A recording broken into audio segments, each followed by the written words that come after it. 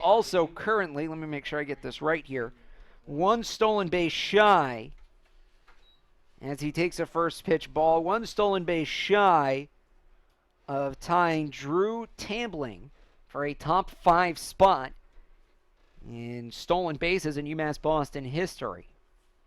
Would be his 55th if he can swipe another one. He already has one stolen base in this game. That came back in the second as he fouls this one off. And the count goes to 1-1. I will say this for Marlowe out on the mound. He's a big, imposing figure out there at 6'3", 220.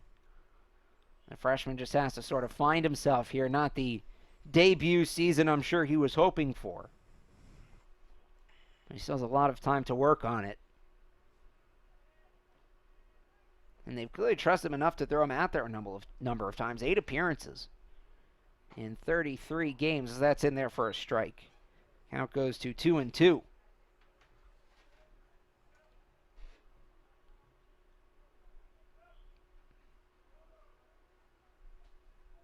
Marlowe sets, kicks, and delivers. Grounded to third. Karen down on it. And Hughie is retired for the first out. So back to the top of the order in Nick Herzog. And Herzog has been the puzzle Castleton has not been able to solve today. He has reached in all 4 plate appearances. He homered in the first, walked in the second, tripled in the fourth, and walked in the sixth. He has scored twice. He's driven in 1. He's stolen a pair of bases as well. Just filling up the stat sheet every which way here on senior day. Here's the first pitch, and it's well outside for ball 1. If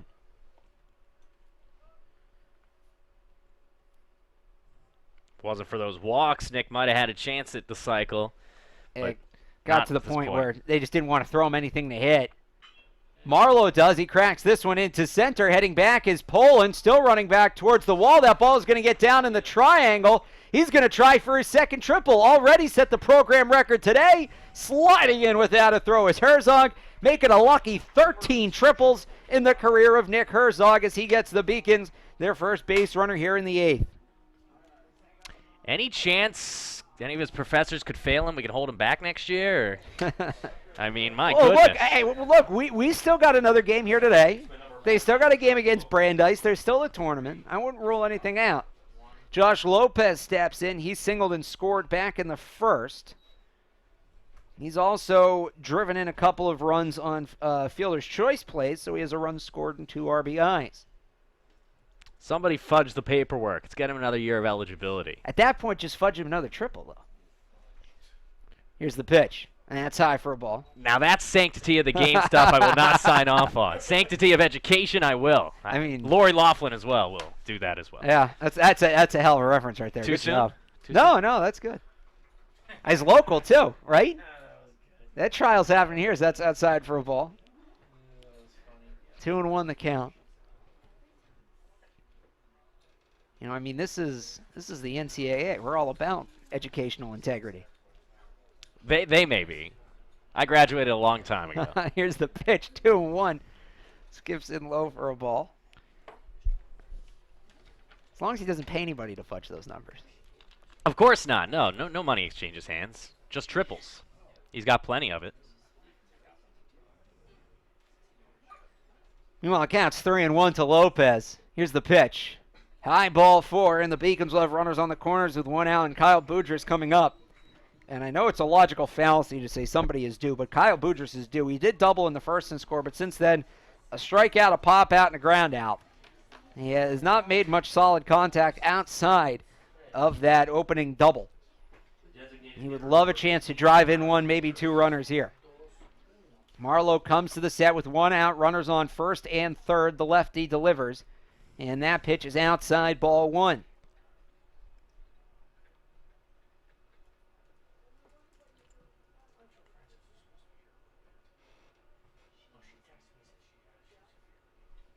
Marlowe kicks and deals.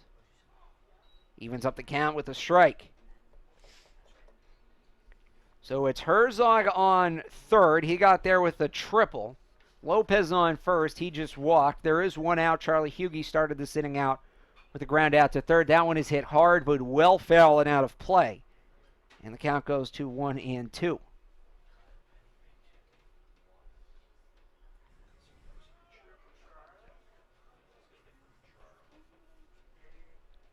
Marlowe sets, kicks, and delivers. Boudrich just kind of waves at it for strike three, and he'll walk back to the dugout after a half-hearted swing, and there's two down. And we have a pinch hitter stepping up here. That will be number 33, Kyle Penny, the junior catcher from Tolland, Connecticut. He will hit for Nick Catraro, who had driven in a couple of runs and scored one himself. The pitch. Penny cracks this one to left field. Way back. You can call that. Oh, no, it's off the wall. It just gets off the top of the wall. One run's going to score. Into third is Lopez, who was watching that one like the rest of us. That's my second false start of the game. I have to apologize.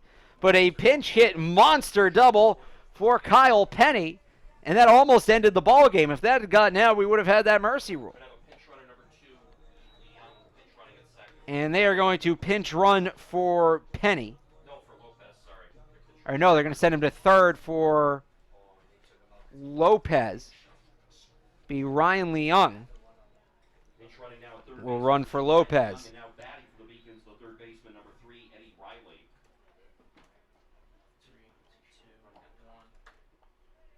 And here's Eddie Riley.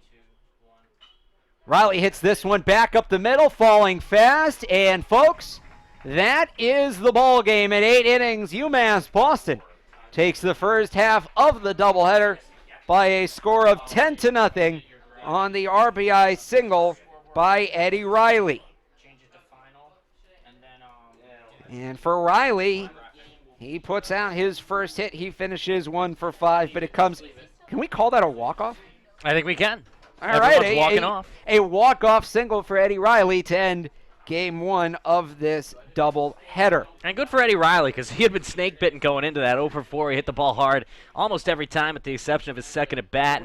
And he gets the job done to finish it off with that single. But really, from top to bottom, everybody ended up getting a hit, if I'm not mistaken, looking at my score sheet here. I believe so. Yeah, every single player got a hit. I have to double check because there's 11 on the scoreboard. Do they count the run from Leung too? Who scored on that?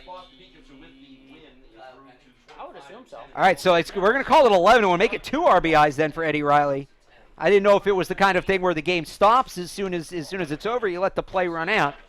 So 11-0, the Beacons win despite the 10-run slaughter rule. There's still some discussion. Okay, they won by 10 or 11 at this point. I think it's kind of minutia, but a hearty win for the Beacons as they close out game one. The winning pitcher in this one is Fernando Burgos, allowing just 1 hit in 7 innings while striking out 6. Joe Gratton will come away with the loss. He allowed 4 runs, 3 earned in 4 innings on 7 hits. He struck out 4 and walked 2. We will step aside. We'll be back in approximately 20 minutes with the start of Game 2. We will talk to you then. Actually, there will be Senior Day festivities, so keep it here for those, and then the first pitch from Game 2.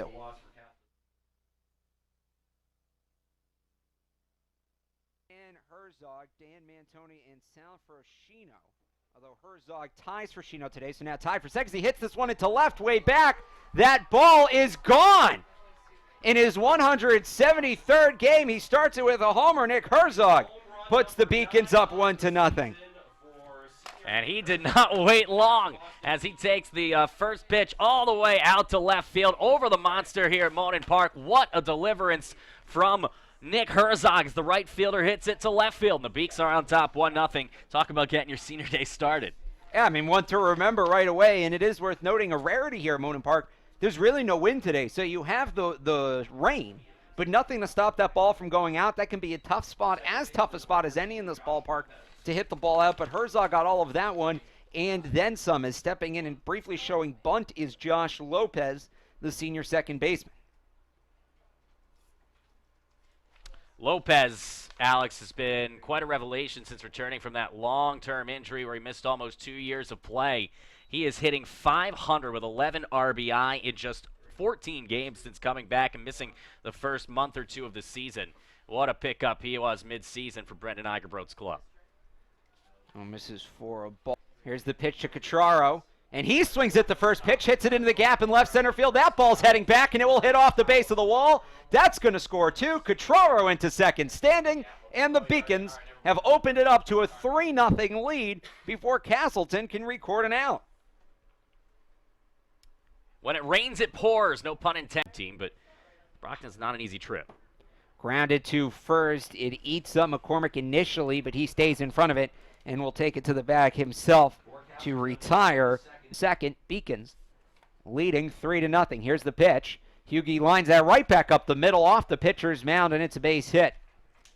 He will hold at first, but the Beacons have a man on with one out. Steals and then a Herzog walk, and the Beacons are in business. The 0-1. That is grounded to short. Should bring a runner home. Bailey on to first. Gets it in time, but an RBI. The men's hockey team has seen better days. They were solid before. The women's hockey team's still very good. Do some of their broadcasts in the Popped spring. up into left field under it and making the catch is Cotraro for the first out. Of course, then he goes. The 1-1, the runner does go. It's a good throw. It's in time. They got him. And then send it the other way. We'll see if he comes back inside here. The wind up. The 2-2 pitch. Another fastball just a bit low. And they say called strike 3. All right. A delayed call there from the umpire. That's the first called. Those marks both lead UMass Boston as he lines one right center field. That'll be extra bases for Nick Herzog. He's got a homer and a walk. Now he's going to have at least a double. They're going to wave him towards third. Herzog looking to get to third, and he will slide in feet first for a 2-out triple. And so Nick Herzog, one of the celebrated seniors. Herzog just an elite offensive players. The 0-2 curveball on the inside corner, called strike 3. He's very left-hander. See a couple of them in this lineup. Here's the 2-2, and he goes chasing at that one way outside. Would have needed an oar to hit it. Close eye on him is the second baseman, Jackson.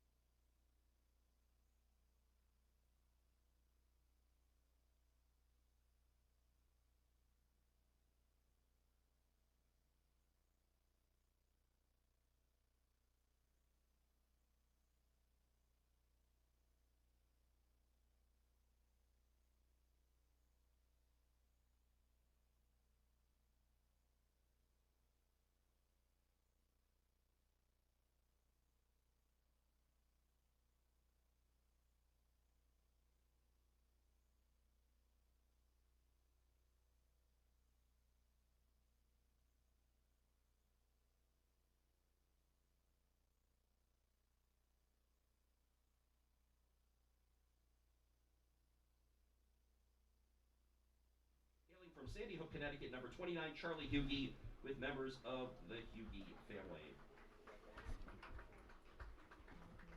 And our ninth and final senior to be honored today is number 34, Nick Herzog. The 2017 NCAA New England Regional Tournament MVP, Nick is currently having the best season of his career as a Beacon.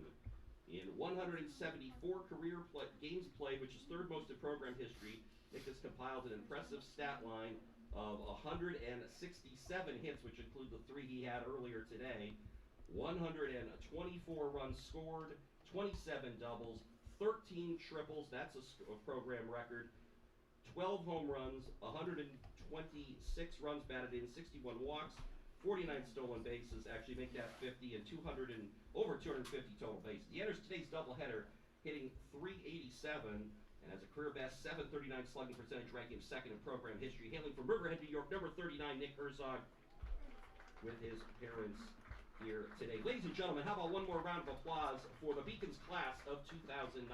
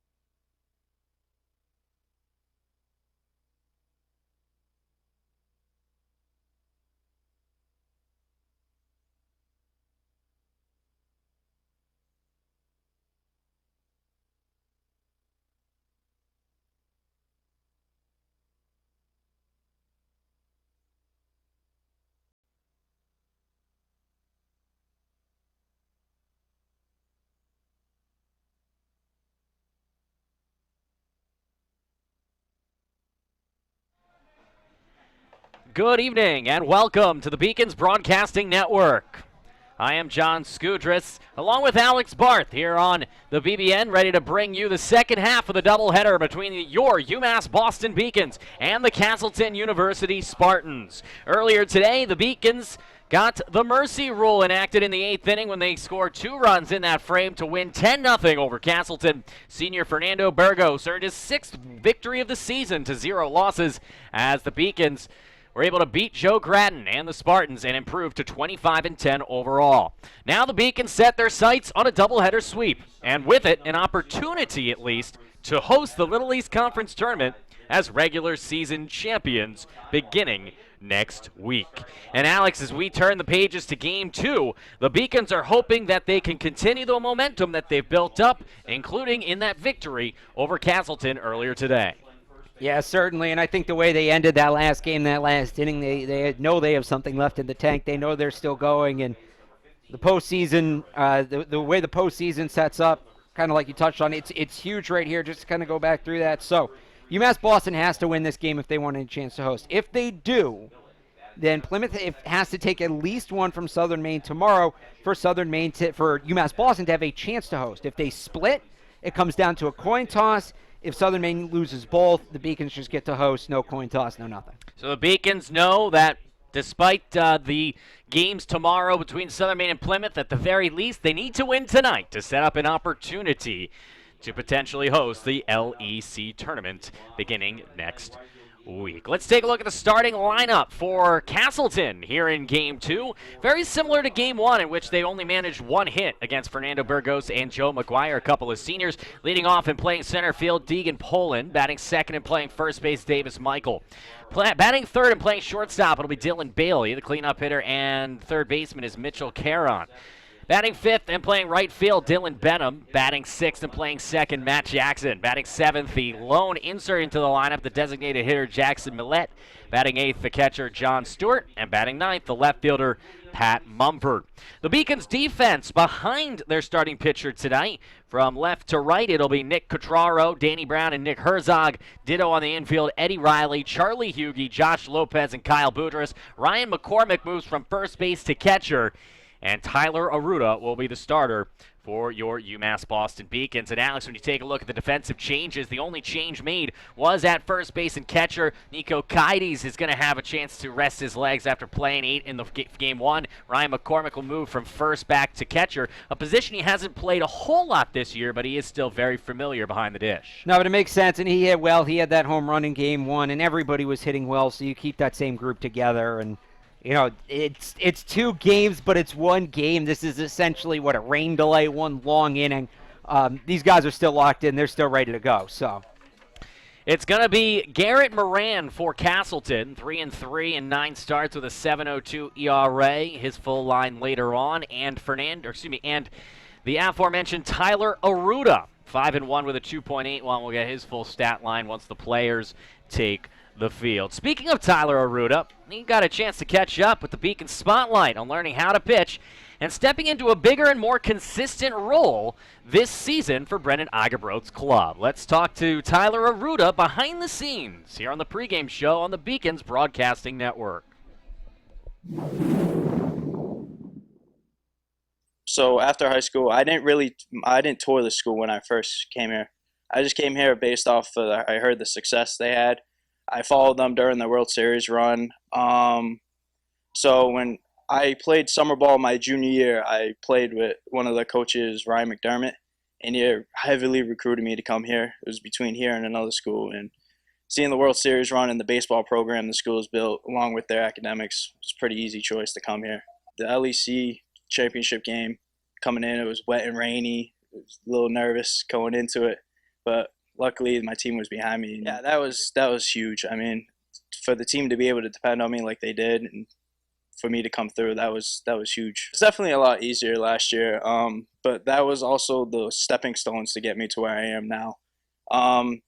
Over the summer, I played with the Bay Sox, and I learned how to pitch rather than throw. So last year, I was able to get away with some pitches, or be able to get away with a couple missed spots. But this year, if I'm facing the conference teams, they're going to make me pay. So I have to be on my game every game. Make sure I'm ready to compete, go out there, and just do my job. I was really fortunate enough to get the opportunity. I mean, I took advantage of what I had.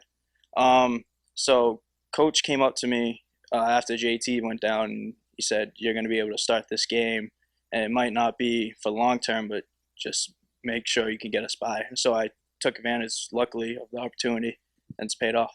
Coming into it, knowing when I'm going to pitch is actually like huge because I get to plan the whole week accordingly, and I get to like mentally prepare myself. And being able to watch the first game, I get to pick up on trends and notice things that hitters are doing, what they can and what can't hit. So it's really big.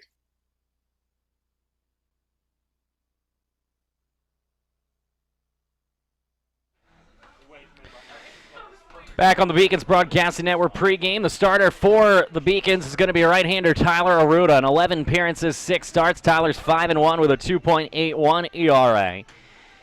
He does have 1 save as well. 41 2/3 innings pitched, 35 hits, 14 runs, 13 of them earned, 31 strikeouts, and 19 walks.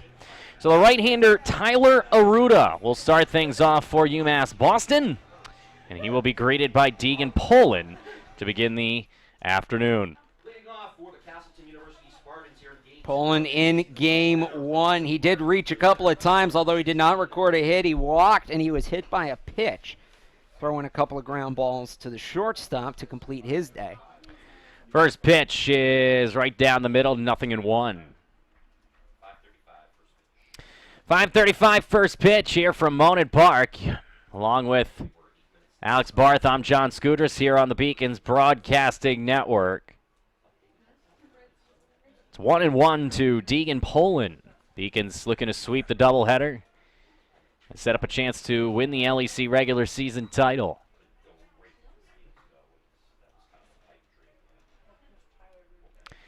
Aruda from the windup, working quickly, the 2-1. A little bit high, 3 balls and 1 strike. Of course, you've got to adjust to a new strike zone, too, now as the umpires switch plate and bases. So it's now Joseph Peters behind the plate. Mark Piantadosi is out there in the field. 3-1 was fouled up the third base line. It's 3 balls and 2 strikes. So just worth noting in that first game we saw, especially with right-handed hitters, the outside part of the plate was fair game for pitchers. We'll see if that carries over. The windup and a payoff pitch from Aruda. Breaking ball swung on and missed. He struck him out. First strikeout of the day on the leadoff hitter of the day as Poland goes down swinging. That'll bring up Davis Michael, the first baseman who had himself one of the worst days of his season. Came in hitting .479, Alex, and the Beacons starter Fernando Burgos neutralized him with flying colors. First pitch is down low, 1-0. Yeah, just a rough day that culminated in that double play when Castleton finally had a chance. It was the first time they had a runner in scoring position all game, and he promptly grounds into the 4-6-3 in the 8th. Breaking ball, grounded to second. Lopez gobbles it up, and one senior finds the other. 4-3 on the putout, 2 down. Just kind of like we saw in game 1, making quick work. And of course, you had Aruda face that full count in the first inning. In the first batter, pardon me, but a quick job retiring Michael, which is huge because, like you mentioned, they have just held him completely out of character today. 2 down, and Dylan Bailey, the hitter. The shortstop hitting .250 on the season. He was 0 for 3 in game 1 as he fouls that one out of play.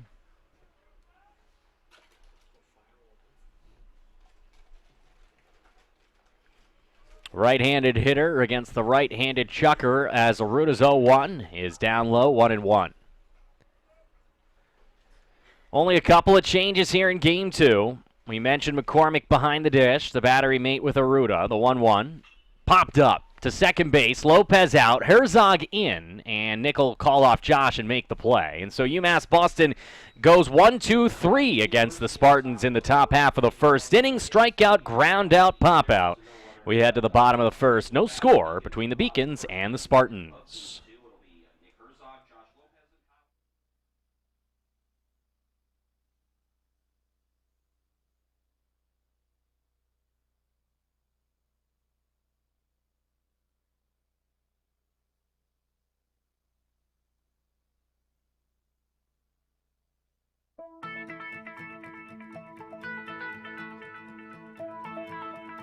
College has given me the flexibility to pursue my passions and my interests, and I've recreated my identity for myself aside from just being an athlete. My greatest personal discovery has been that I am capable of doing things that I didn't know I was capable of doing. To be able to study what I wanted to and continue to play the sport I love, all of those things came together very nicely in one package in Division III.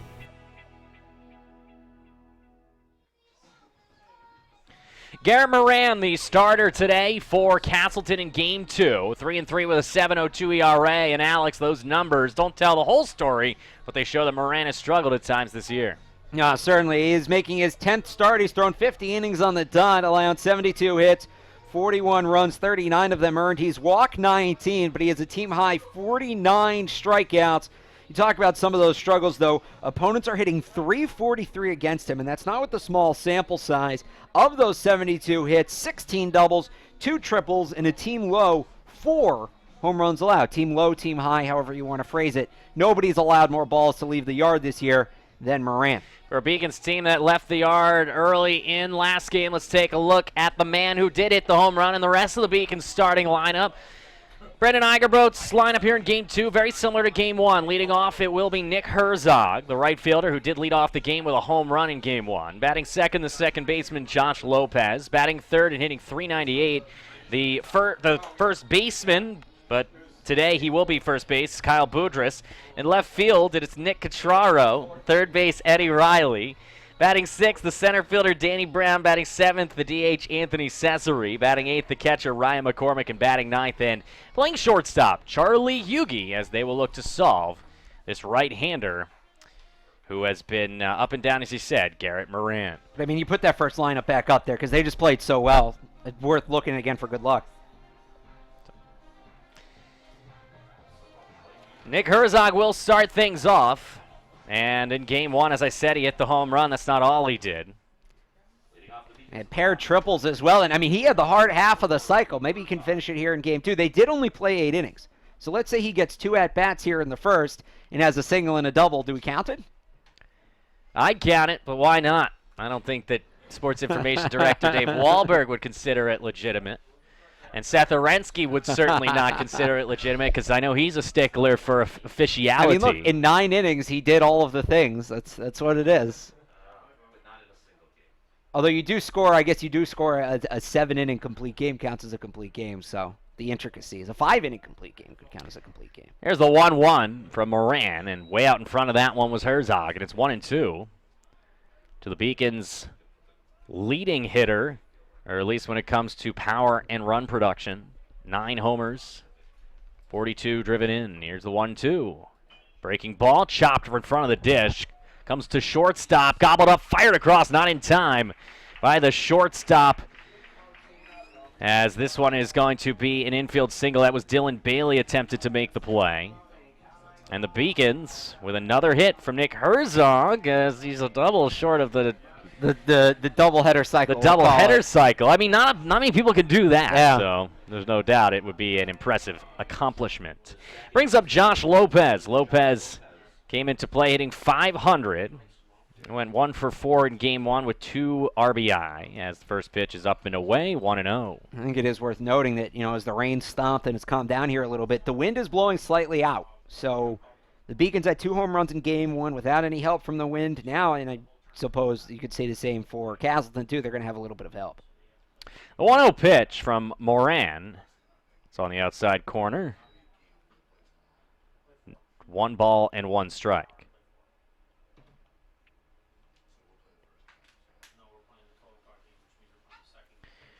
Runner at first, Herzog has outstanding speed.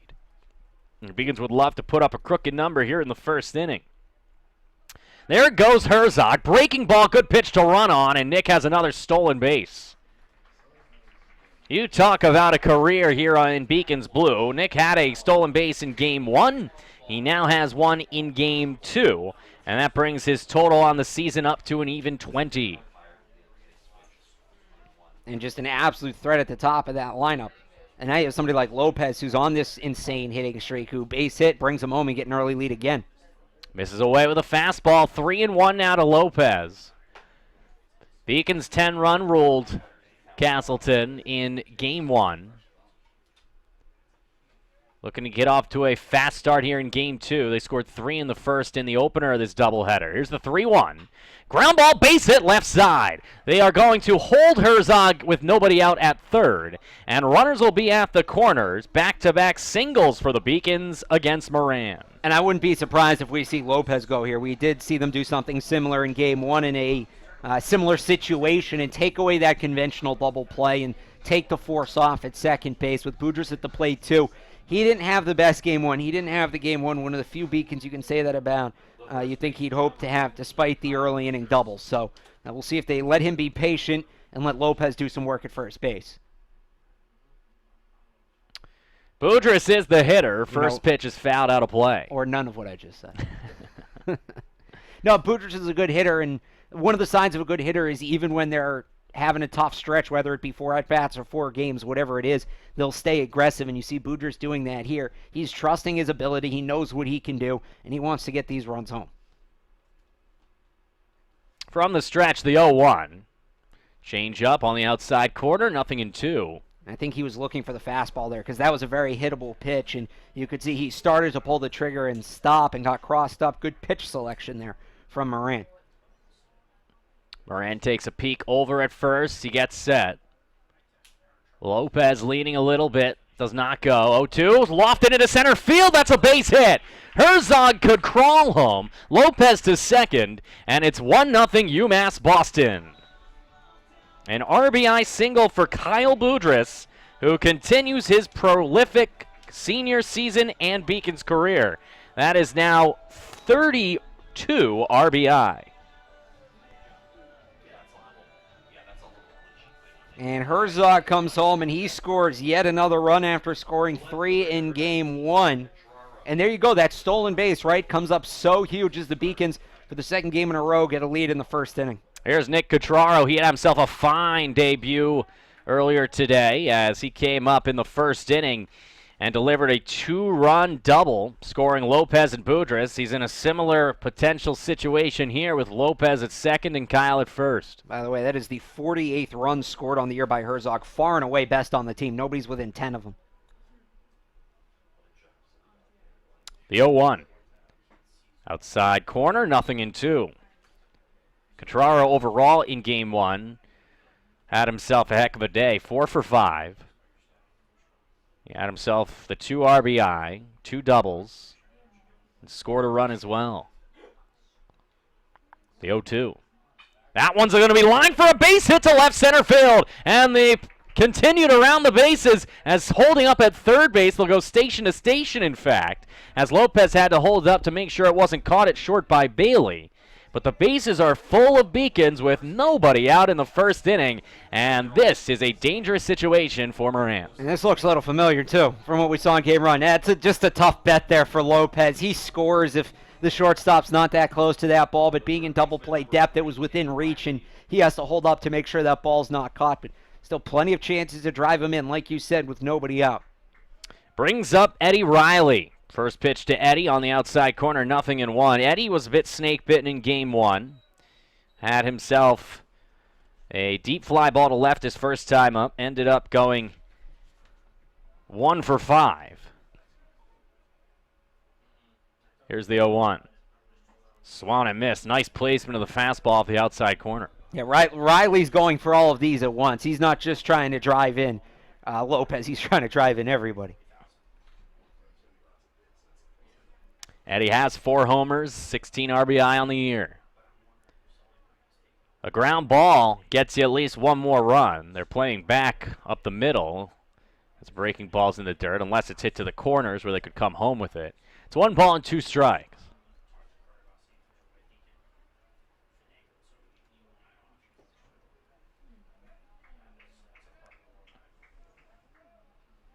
Garrett Moran gets his sign from Stewart. Takes a peek back at Boudreaux. The 1-2 pitch. Swung on and missed. He struck him out, and a huge strikeout for Garrett Moran. A much-needed first out there. And he does it without allowing a run to score. Fly ball scores a run. Even a double play probably scores a run if you go 6-4-3, 4-6-3, what have you. And now he has a chance with a double play to really get out of this inning. But with the speed of Danny Brown, we'll see if they could even turn it. First pitch to Danny is a fastball. Cut on and missed, 0-1. Danny knows he went out of the strike zone on that one. Beacons are being very aggressive here against Moran. It paid off early in the inning, but you saw it with Riley and now with Brown. He's picked up to it. He knows they're going to swing. He's going to throw them pitches they can't hit. The 0-1. Swung and missed. Another one in the dirt. It's 0-2. And if I'm Moran, I test this here. I go right through the zone and think, okay, I just threw him 2 junk pitches. He swung at both. He's going to be in his own head. I give him one to hit and dare him to hit it. The bases are full of Beacons. Lopez at third. Boudreaux at second. And Cotraro at first. It's 1-0 UMass Boston. From the stretch. Moran's 0-2 pitch. That one is low. 1 ball and 2 strikes. And good on Brown to lay off there.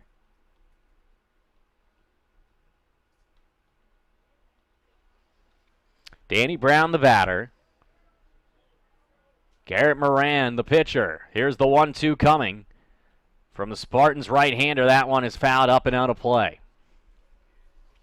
Brown in game 1 went 1 for 3. Did drive in a run in the 5th inning. Made it 5-0 at the time. 25th RBI of the year for the Beacons center fielder.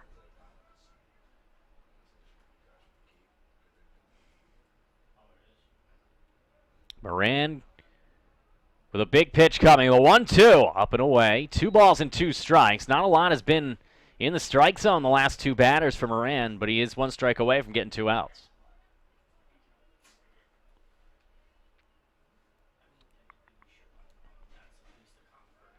Brown back in. Here's the 2-2 coming.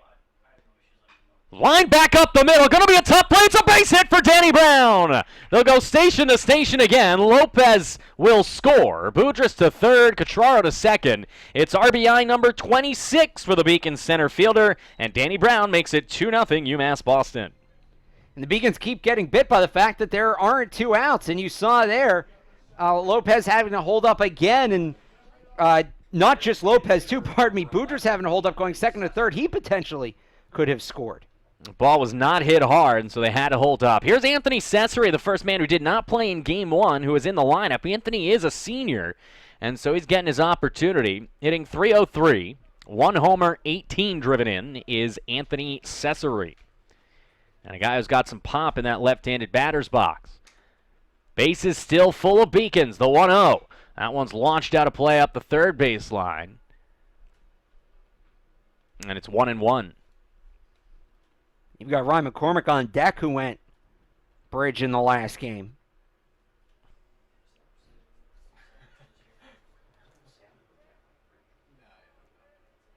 Moran is ready. The 1-1 pitch. Outside, 2-1.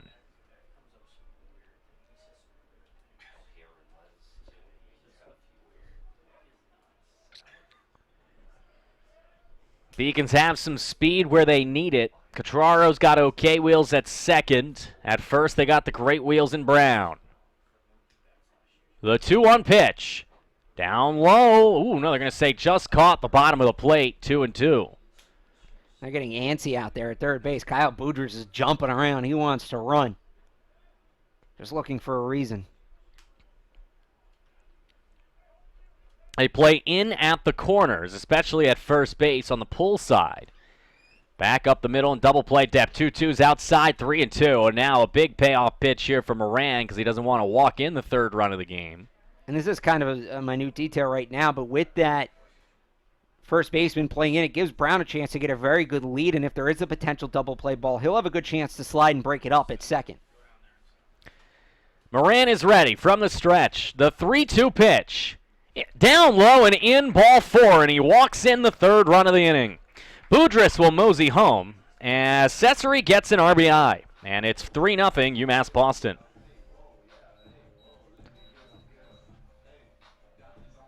That'll bring up Ryan McCormick, the catcher, here in Game 2. He played first in Game 1. As you said, Ryan had a long one back in Game 1, an opposite field bomb,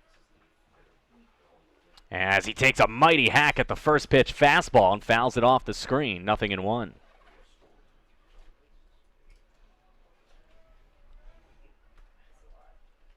Pending a double play, Beacons are going to bat around here in the first. The 0-1 pitch. Low and away, 1 ball and 1 strike. Yeah, despite scoring 3 runs in the first, in game 1, the Beacons only sent 7 to the dish, so McCormick didn't get a chance to bat. In fact, McCormick led off 3 separate innings in game 1, including the one that in which he hit the home run, the 6th inning. 5 hits here for UMass Boston. A walk and a strikeout as well, as the 8-hole hitter McCormick waits a 1-1. That's on the inside corner. Nice pitch. 1-2. And a good job by Moran to battle back here after the walk. You're down 3-0. There's 1 out. It'd be easy to lose your head, but he's hanging in here mentally. He's got to make this pitch, though.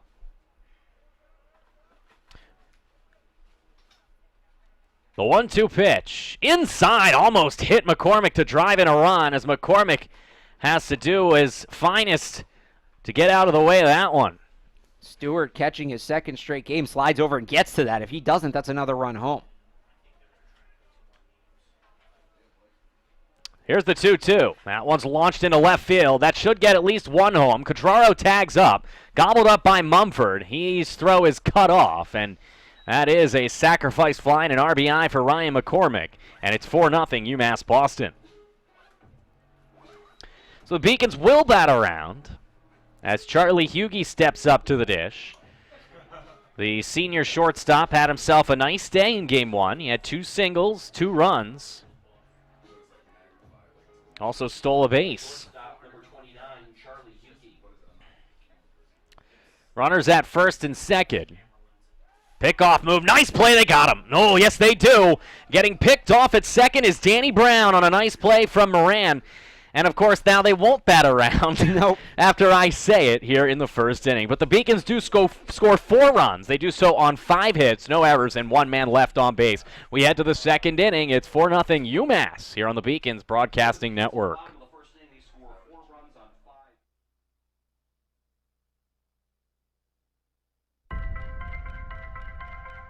I'm a Division III student athlete, and I know how powerful words can be. The term gay doesn't mean stupid, lame, or less than. So I pledge to speak up if I hear the term gay used in a derogatory way or any other homophobic terms. If you can play in Division III. I'm a Division III student athlete, and my teammates unconditionally accepted me as part of their family. So now I pledge to do the same for others. If you can play in Division III.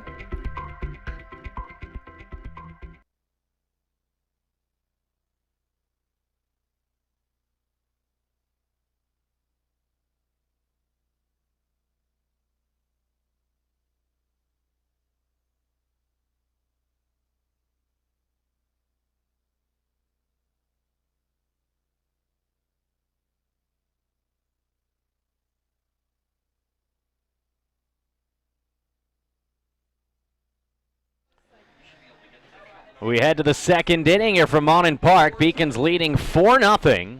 They scored 3 in the first in game 1 en route to a 10-0 win. Now they score 4 in the first here in game 2. And the first time Castleton faces UMass Boston has not been kind for the Spartans. No, it has not been, and it's been huge for the Beacons that they can get out to these leads and help their pitchers out. And now it's up really for Aruda, and we'll see what he can do. It is Tyler Aruda facing Mitchell Karen. The 1-0 pitch just missed low. 2-0 to the third baseman, Karen, who came into play hitting .235.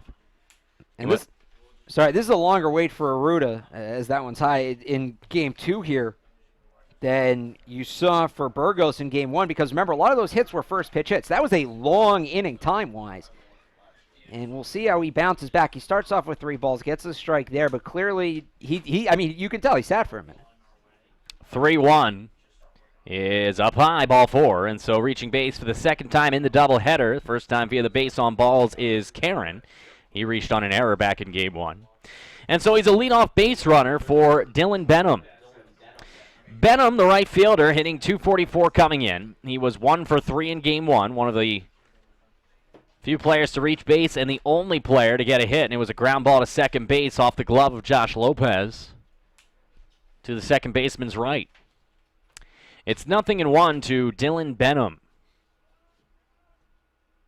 The 0-1 off the end of the bat, 0-2, and we haven't talked about it much at all. 1 hit against Burgos and McGuire combined, they had a real opportunity going into that end of that game to have a no-hitter. Yeah, if it wasn't for that one play. Absolutely, that one hit, an infield single, and just dominant pitching all around by the Beacons. You love to see it, especially on senior day. And it continues here in Game 2 as Denham goes down looking. Struck out by Aruda, 1 down. So Dylan Benham goes down. The backwards K. It brings up Jackson Millett, the designated hitter.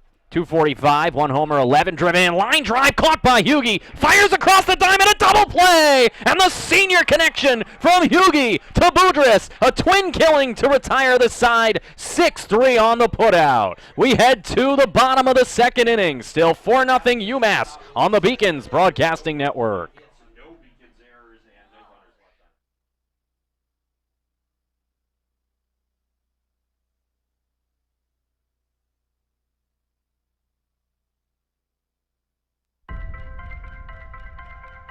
I'm a Division III student athlete, and I know how powerful words can be.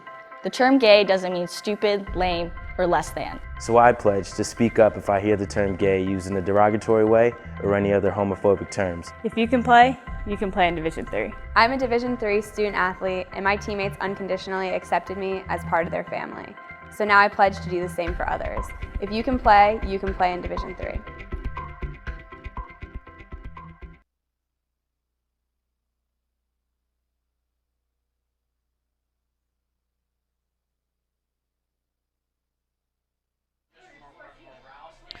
Bottom of the second inning, 4-0 UMass Boston. A phenomenal double play. We'll take a look at the replay of that effort from Charlie Hughie. That ended the top half of the second inning with a man at first base and 1 out. Beautiful effort from Charlie. Absolutely, and not just the physical effort, but the wherewithal to get right back around and wheel that ball to first. Had half a second to make that play, and he made it. And we'll see now. That's clutch for the Beacons. We talked about Aruda having to sit for a little bit. Now Moran has to come right back out after a rough inning. He barely got any time to clear his head, and he'll face Hughie, and then it's right back to the top of the Beacons lineup. Has the first pitch to Hughie. So they say he went around on. Charlie looks at the umpire, says, did I really? As he attempted to bunt, it's 0-1. I think he was so focused on getting out of the way of it, and rightfully so, that he didn't pull the bat back. It wasn't on the forefront of his mind. He'd almost hop over that ball. It'll be 9-1-2. Hughie, Herzog, and Lopez as the 0-1 breaking ball hits the outside corner. 0-2. And with Hughie, when he bunts, I mean, he stands almost right on the plate, so he's going to get some that come in on him in that situation. The 0-2. Fastball outside. 1 ball and 2 strikes. Hughie was at the plate when Brown was picked off to end the first inning. Here's the 1-2. Chop foul.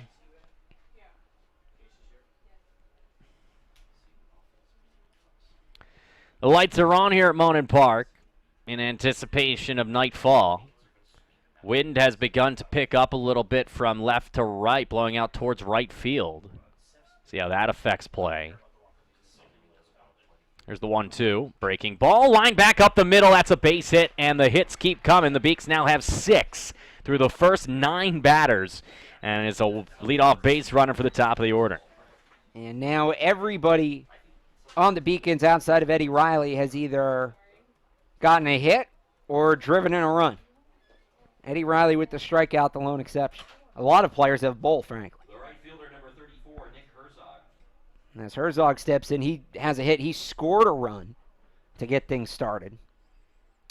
He singled, then stole a base, and eventually came home to score on the single from Boudris. Is back in time on the quick snap throw from Stewart is Hughie. Castleton very concerned with these Beacons base runners, and I understand why. That's how they've gotten their outs, but it's 4-0. They got to focus on getting the guy at the plate before they can worry about getting outs on the bases. Here's the 1-0. That one is launched to deep left field. On the run, the left fielder, Mumford. It's off the wall. Another extra base hit for Herzog. He had 3 in Game 1, and now he has a double here in his second hit of Game 2. And the Beacons are cooking again. Second and third, nobody out. It missed it by that much as that ball tailed quickly If he gets under that a little more, that is long gone. He saw that pitch very, very well. And there we go, I think, right? That's the cycle. That's the cycle. The single and the double in this game and the triple and the home run in game one. He's done it. He's done it. Of course, it would have been in 9 innings if Brown wasn't picked off last inning because Hughie singled and then the double from Herzog. So he would have been prolific. I mean, you got to bend the numbers a bit, but yeah, 9 innings he hit for the cycle. We're already bending the numbers. We're bringing him back next year, 5th-year eligibility. Lopez singled and scored back in the 1st inning. Here's the 1-0 to Josh. That's down low. No, they're going to say it's on the outside corner. These umpires today. You know what? But that was a strike in the last inning, too. And I will say that. Every umpire has different strike zones, and some are better than others. But all you can ask for is consistency. As long as you can identify early on what's a strike and what's a ball, that's really as much as you can ask for as a player. Way out in front is Lopez. It's 1-2. To be fair, we are behind both the catcher and umpire, so seeing the elevation of a pitch is difficult. They have a better view than we do, certainly. And we don't have a center field camera today either. I'm looking at Dave Wahlberg. Yeah, Dave. Here's a 1-2 coming to Lopez, and then that one's launched foul into the parking garage. And that is why I park on the other side of the garage. Yep. Those blue-white bars do not do a whole lot. Well, the one I don't get is a little further down. You have the holes in the wall that a baseball could, I mean, it'd be impressive, but a baseball could, in theory, get through. It's just random holes in the wall. Here's the 1-2. Breaking ball, Lopez swings and misses. Second strikeout of the day for Moran, and there's one down. And that's a big strikeout. He had to get one. Getting bounced around. One of those outs, you remember, was the pickoff, so that's really just the third batter he's retired. Got to see that. Sometimes, as they say in basketball, you got to see it go through. Brings up Kyle Boudris. Kyle's 1 for 1. Singled in a run and scored back in the first. First pitch way outside, 1-0. And that outside part, to go back to the strike zone, we've talked about how it's been in play. Not as much for left-handed hitters. It's really just been a thing for righties. With lefties, that strike zone's come in a bit. Moran's 1-0 pitch. Up high, 2-0 to Kyle.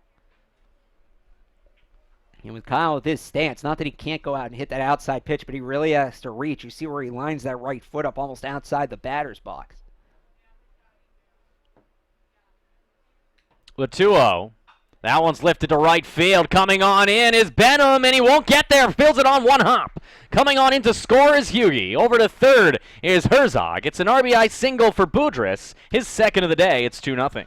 And if the Beacons were running on everything, which would be irresponsible, but if they were, they might have 3 or 4 more runs right now, because there's been cases where guys have to hold up like there to see if it's caught, and then they end up not scoring. They left the bases loaded. Or pardon me, they left 2 guys on in the first, but guys who maybe could have had a couple more bags if they were running on contact. 5-0 Beaks here in the second inning, as after they 10-run ruled them in the 8th inning, Beaks trying to do it a little earlier today, as it's going to be 6-0. An RBI base hit up the middle for Cotraro. His second hit of the day, his first RBI of Game 2. And overall in the doubleheader for Nick Cotraro, that is hit number 6. My goodness. I mean, filling up the stat sheet, end of the year, why not? You got those all-conference awards coming out soon. You got to show off somehow. He came in hitting .358. He might be setting up Ted Williams to be looking bad by the end of this season. It's 6-zip UMass Boston. And they are a 3-run shot from Eddie Riley away from being 1 run away from getting at least to the 3rd inning. Of course, they have to get to the 7th to do it with the 10 runs. But with the way the Beaks have pitched today, certainly legitimate possibility as that's lined off the screen. That was a rip, though. He saw that ball well. He saw it too well. He got a little anxious and was a little early on it. It's been the case a little bit with Eddie today. I think he sees his teammates getting all these hits, and he gets a little bit over-anxious. He is, as it stands right now, the lone Beacon without at least a hitter and RBI. Everybody else has at least one. Go 1. And it's now 0-2 as he fouls that one off the end of the bat.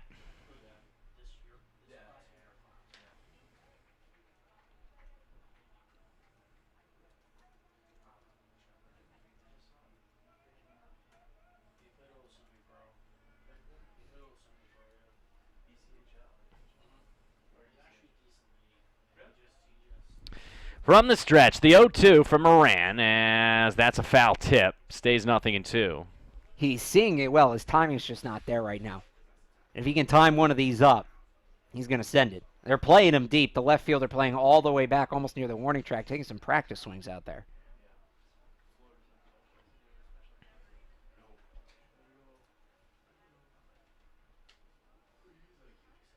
The 0-2. Just off the outside corner. That's a good take. He's been a little quick to the trigger today as he's struggled, but a good take on that outside pitch.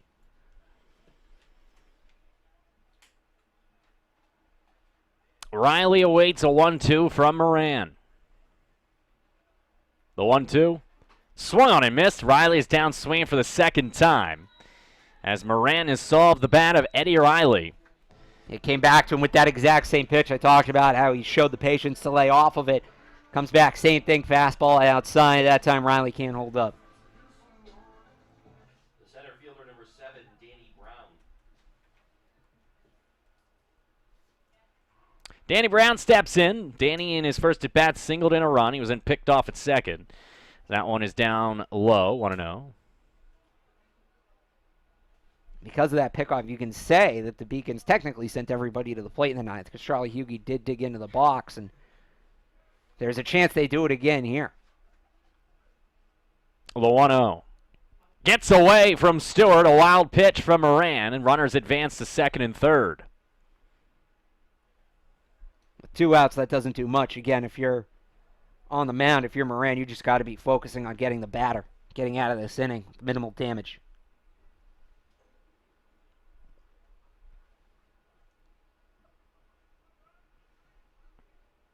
A 2-0.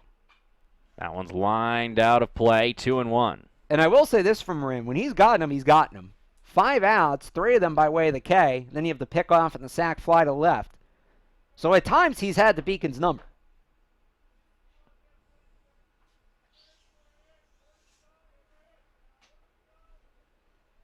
Here's the 2-1.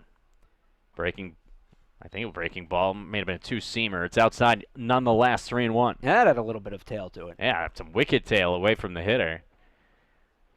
Nonetheless, tail too far outside. Now a big 3-1 coming up. Risks loading the bases for Cesare. The 3-1 on the outside corner, 3-2.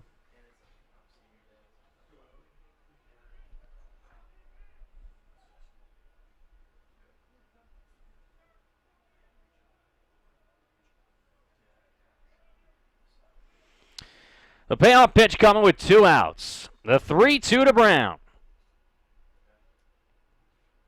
Off-speed pitch cued to third base.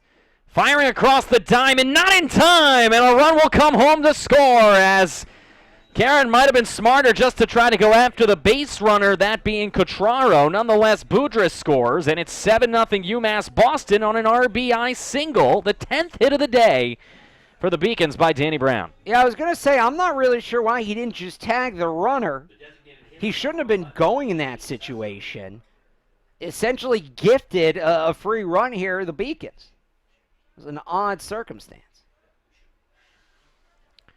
I'll bring up Cesare, who walked in a run for an RBI in the first inning. That one is on the outside corner, 0-1. Because it was runners on second and third. Contreras did not need to go. That ball was grounded right to third. He could have held up. And Karen even looked at him almost to look him back. I wonder if he didn't know how many outs there were. The 0-1. Outside 1-1. The only other thing I could think of, short of not knowing the outs, is knowing that if he got into a rundown with the runner, Cotraro, then the run would have still counted. He was running right at him. And he kind of gave up, too. He kind of pulled up like, oh, you got me. I shouldn't have gone. Tag me. Here's the 1-1. Off the end of the bat, 1-2. Well, when you're standing out there for what has to have been at least 35, 40 minutes Something just like on that. defense here since this game started around 5:30. Sometimes your mind can wander, your focus can wane. Those 2 Castleton innings, 3 up, 3 down each. A stolen base now as that one misses outside. The steal by Danny Brown. What else is new? And now second and third And a chance for Cesare to put a couple of more runs on the board.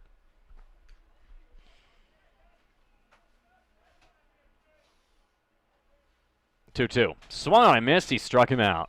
And so Cesare becomes the third strikeout victim of the day. And the inning is over. The Beacons scored 3 runs on 5 hits, no errors, and 2 men left on base. We head to the third inning, 7-0, UMass Boston on the Beacons Broadcasting Network. Paris changed my life, and I got there through UMass. Those very specific seminal moments in Paris, the subway.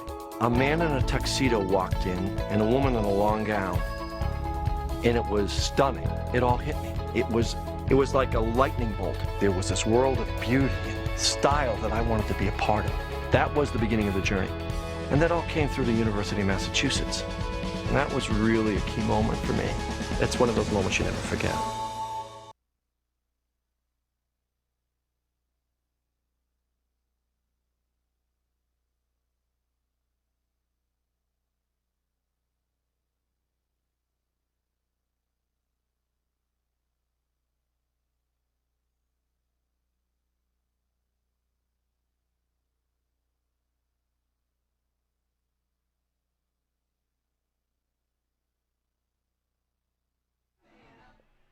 Welcome back to the Beacons Broadcasting Network. Tyler Arruda has gone 6 up, 6 down, including the double play in the second inning.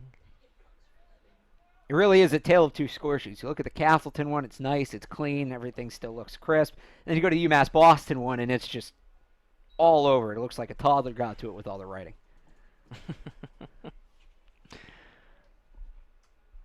There's the 1-0 to Jackson. That's down low, 2-0. Jackson, the second baseman, has had himself a solid day, 245 on the campaign, solid day in the field. At the dish, he was 0 for 3 in game 1, couple of pop-outs.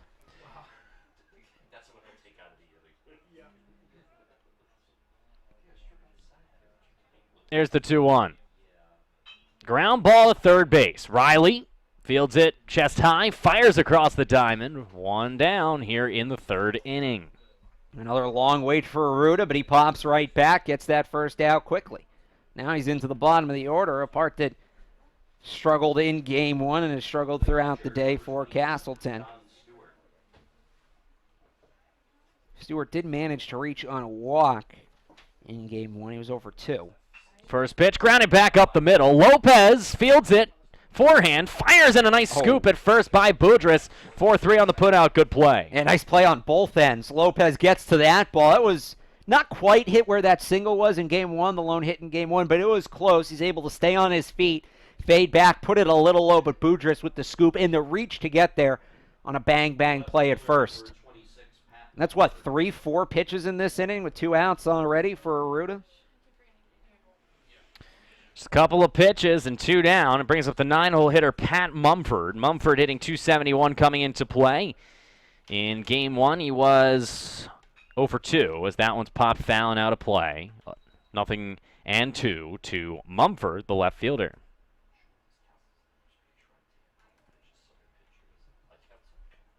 Just 13 pitches now for Arruda, including that last foul ball. The windup, the 0-2. Down low. 1 ball and 2 strikes.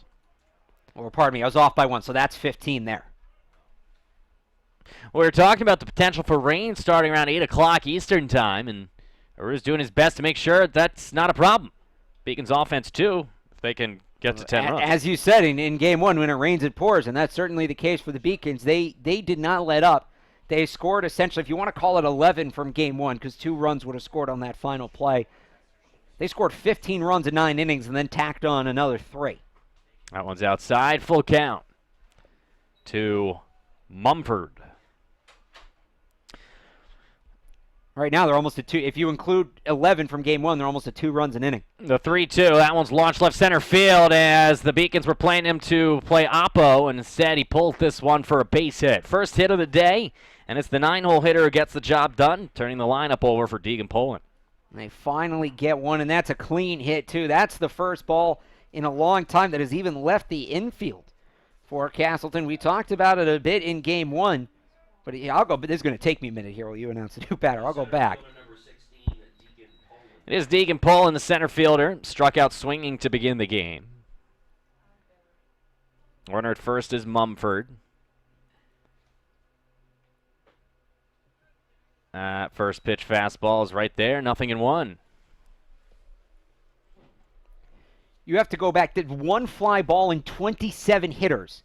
Bailey in the first inning flew out to right. 1 in 27, leaving the outfield going back to game one. That's like that's an entire game. It is literally. And the last one, matter of fact, was Mumford, by the way. Flew out to center in the third inning of game one.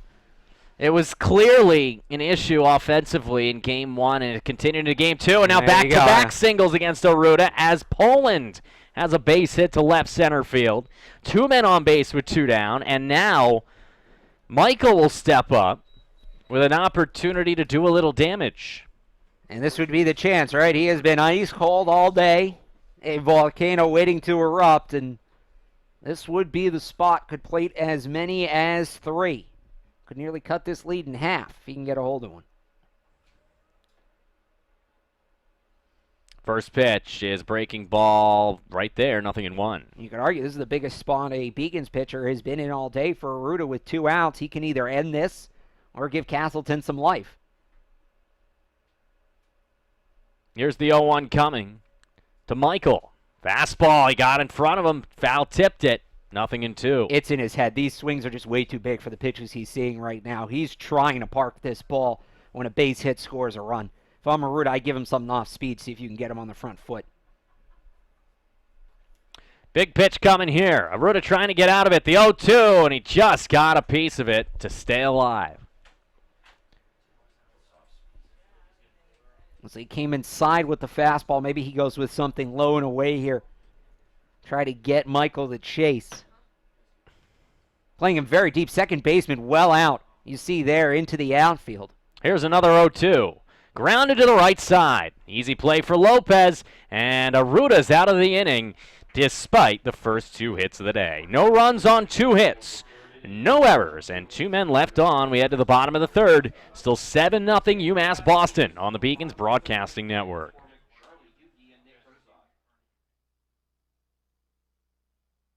Paris changed my life, and I got there through UMass.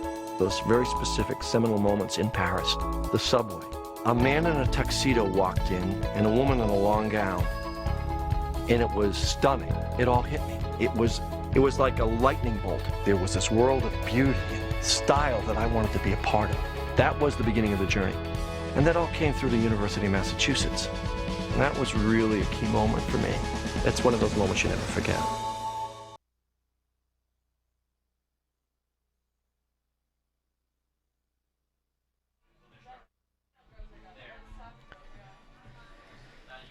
Welcome back to Monin Park here on the Beacons Broadcasting Network. Beacons lead at 7-0 as we head to the bottom of the third inning. It's going to be 8-9-1. McCormick, Hughie, and Herzog to face Garrett Moran. And Moran has had his fair share of troubles this season, but he probably hasn't faced many lineups like the Beacons, and it showed today. The Beacons have 10 hits and 7 runs, all of them earned in the first 2 innings. And they've left 4 on. There's potentially room for more. You had Danny Brown get picked off at the end of the first with Charlie Hughie stepping in. That inning could have gone on a lot longer. Got to have a short memory as a pitcher. As similar to a hockey goalie, you get teed up like Moran has to come right back out and have to keep throwing strikes. Can't be easy. It's worth remembering. Last time McCormick led off an inning, that was in the 6th inning of Game 1. He went yard. That he did, the 1-0. On the outside corner, 1-1. Now, wind's still blowing out just a bit, but it is.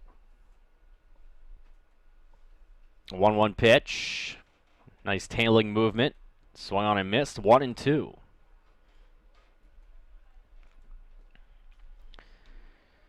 Moran gets his sign. He shook off the first. Now finds something he likes from Stewart. The 1-2 pitch. Fastball in, 2-2. No runs, 2 hits, no errors for Castleton through 3 innings, and through 2, 7 runs, 10 hits, and no errors for the Beaks. Right back to the mound. Moran gobbles it up and underhands to retire McCormick. 1-3 on the putout, 1 down. And that is the first out that he has recorded that is not just a strikeout. He had a fly out to left. That was an RBI. I'm trying to think of the right term to describe it. Fly out to left, but that was an RBI in a pickoff. That is the first batter he's gotten without allowing a run to score that wasn't a strikeout, I guess would be the way to phrase that.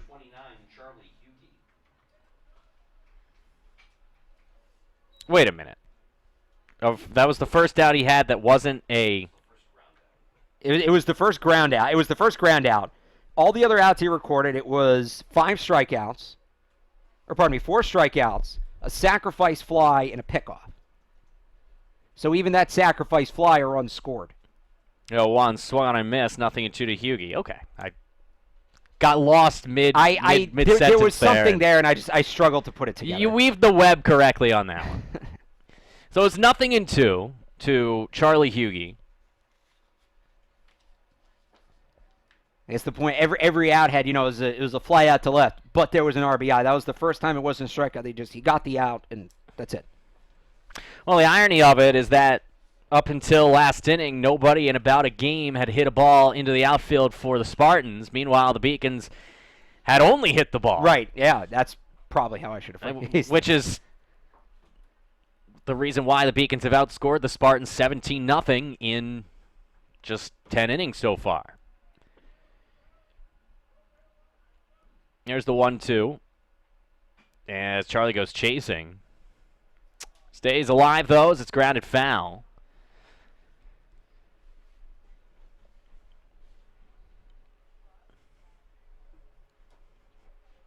Wind still blowing out to right field. So probably won't see as many home runs over the Monsters we saw in Game 1. We saw 2. There's the 1-2. Breaking ball just missed outside. That was close. Yeah, Charlie started to lower the shoulder. He thought he was going to get a pitch to hit, but recognized quickly that was going to be away and held up.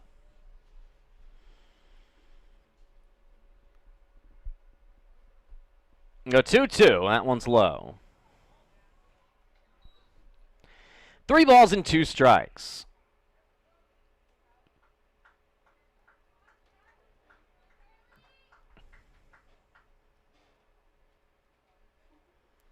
The 3-2 pitch. That one's lined to left field. A base hit for Charlie Hustle. So Hughie thought about 2. Hold up at 1. It's the second hit of the day for the Beacons shortstop. And the Beaks have a 1-out base runner. Back to the top of the order, Nick Herzog, the man they just cannot get out. He has not yet been retired. He's been to the plate 7. This will be his 8th time at the plate. A single, a double, a pair of walks, a pair of triples, and a home run. Anytime you can say a pair of walks and a pair of triples, it's been a good day. They finally get him? No. It's nothing in 1 to Herzog, and really it's going to be interesting to see how pitchers will approach him in the LEC tournament with the dramatics and the importance ramped up. Every single pitch could be critical. And with the way he's swinging the bat, he's the last one you want to give one to. Here's the 0-1. Breaking ball, and he was trying to send that one into orbit, but it's nothing in 2.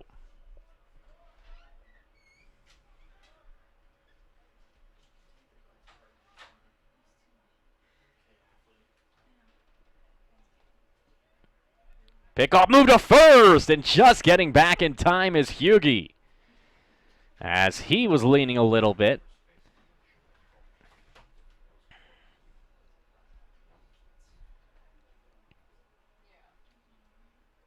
Seven 0 UMass Boston. As Garrett Moran, the starter, takes too long, and we get a timeout called from Herzog. Nick is behind 0-2. He's 2 for 2 today.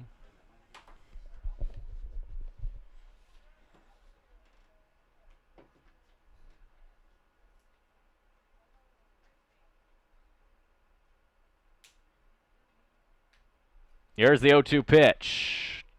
half-hearted swing from Herzog, but he made enough contact to stay alive. That was a stinger. You could tell by the way he reacted. He might have actually gotten that perhaps off the very top of his hand. But like you said, fights for another pitch. And now you have Moran already up over 80 pitches here in the third. Castleton's going to have to roll through that bullpen.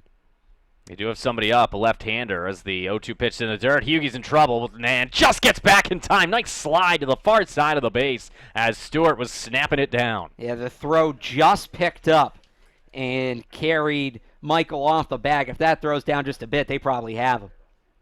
See if he runs. He's been getting a big lead. Continues to elongate that lead as Moran, the right-hander, comes home. 1-2, skied into right field.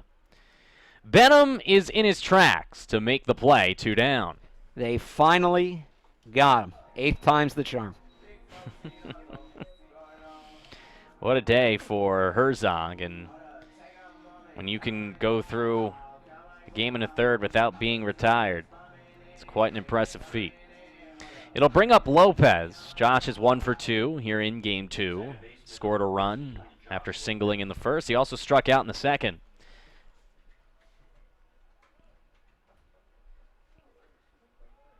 There goes Hughie. Check swing foul by Lopez.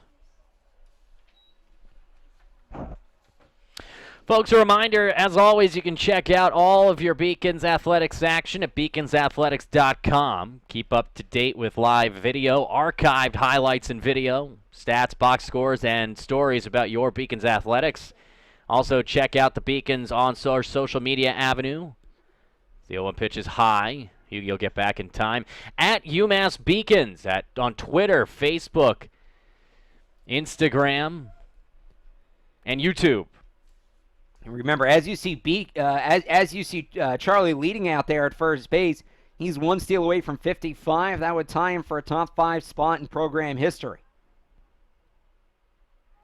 Fake's going. Breaking ball in the outside corner, 1-2. You know, every time I say that social media read, which I've memorized basically by now, but I always screw up the social media avenues, like what they have. And I always want to say Snapchat, which we do not have a Beacon Snapchat, which is probably a good thing. I fear what some people may post. I know a couple schools have it. I know UMass Lowell has it. They don't use it much, but they have it. That one's in the dirt, ball 2. I could just see somebody getting in trouble for that. I'm not going to mention any names. Some may be in the room.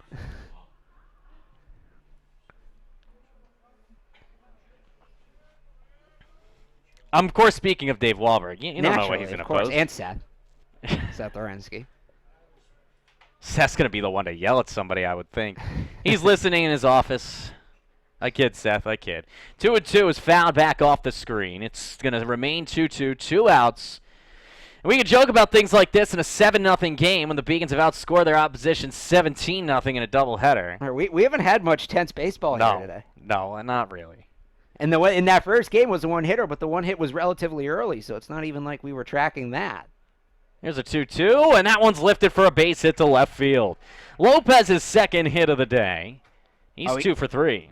And then ranging over to third is Hughie. Lopez trying to get to second, and he gets in over the slide. They tagged him on the helmet, and he's going to stretch it into second base. And how about that hustle from the Beacons duo of Hughie and Lopez? Well, Charlie going first to third on that. I thought he had no shot off the bat. He had to be 100% convinced what he was doing. There could be no hesitation. There wasn't. He gets in. And it wasn't the best throw to third because I think Castleton out there in left field, Mumford, I think he was a little surprised by that. Not a great throw. Lopez reads that it's going to be a bad throw. Again, he could not hesitate. He doesn't, and he just barely gets into second.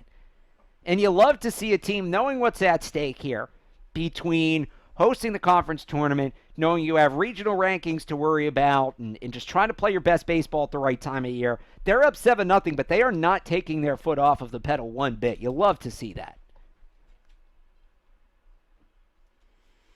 Garrett Moran's 1-0 to Boudris, plunks him in the back. As Boudris didn't like it, he'll meander over to first base. He'll feel that tomorrow, and the Beacons will have the bases loaded for Nick Catraro. You got him right between the shoulder blades. Not a fun place to wear one. There's worse places, though, certainly.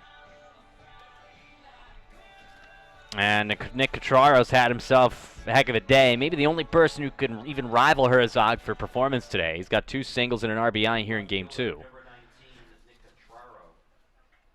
And he's got a gaping chasm between the first baseman and second baseman if he pulls the ball that way.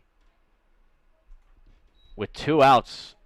That's going to be, if he can get it into that gap, that's going to be 2 runs because Lopez has some wheels at second. I mean, they have to have the scouting report of him being a player who hits it up the middle a lot, but I am just amazed because he did have a couple of pulled hits today as the 0-1. Well, and then they pitch him outside. Maybe they're just going to try to keep pitching him outside because it worked there, nothing in 2. Well, they did this in Game 1, Castleton did, where they had both in the middle, it looked like, to both be available on a pickoff play. And with the bases loaded and 2 outs, you should not be worried about picking off the runner at second.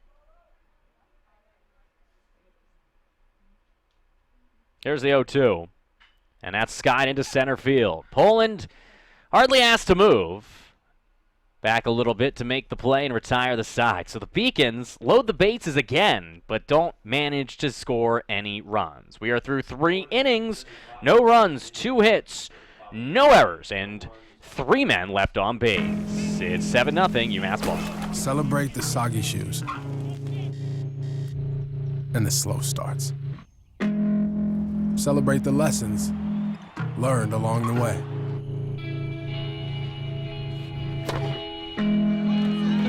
These are the wins. Not the shiny, nail-biting kind. These are the last a lifetime kind.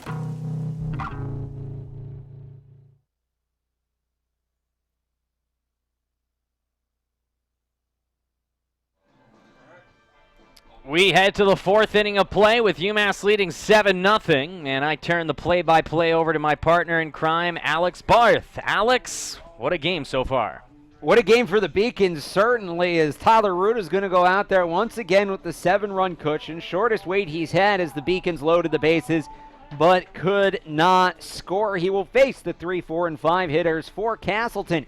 Dylan Bailey, the shortstop, Mitchell Karen, the third baseman, and Dylan Benham, the right fielder. If anybody reaches, Jackson Millett, the designated hitter, will get a chance. Bailey is 0 for 1. He flew out to right field to end the first inning. Aruda peers over the top of his mitt, looks in, kicks and delivers, and that one is skied into right again. Coming in is Herzog. He will make the catch. 1 pitch, 1 out, and 1 pitch, 1 out. That's kind of been the theme here for Aruda early. The pitch counts are almost laughable to put side by side. That is just the 27th pitch thrown by Tyler Aruda through 2 1/3 innings, through 3 innings. Meanwhile, Moran threw 93 pitches. Oh, my goodness. And I would assume as they have action in the bullpen that we have seen the last of Garrett Moran for the evening.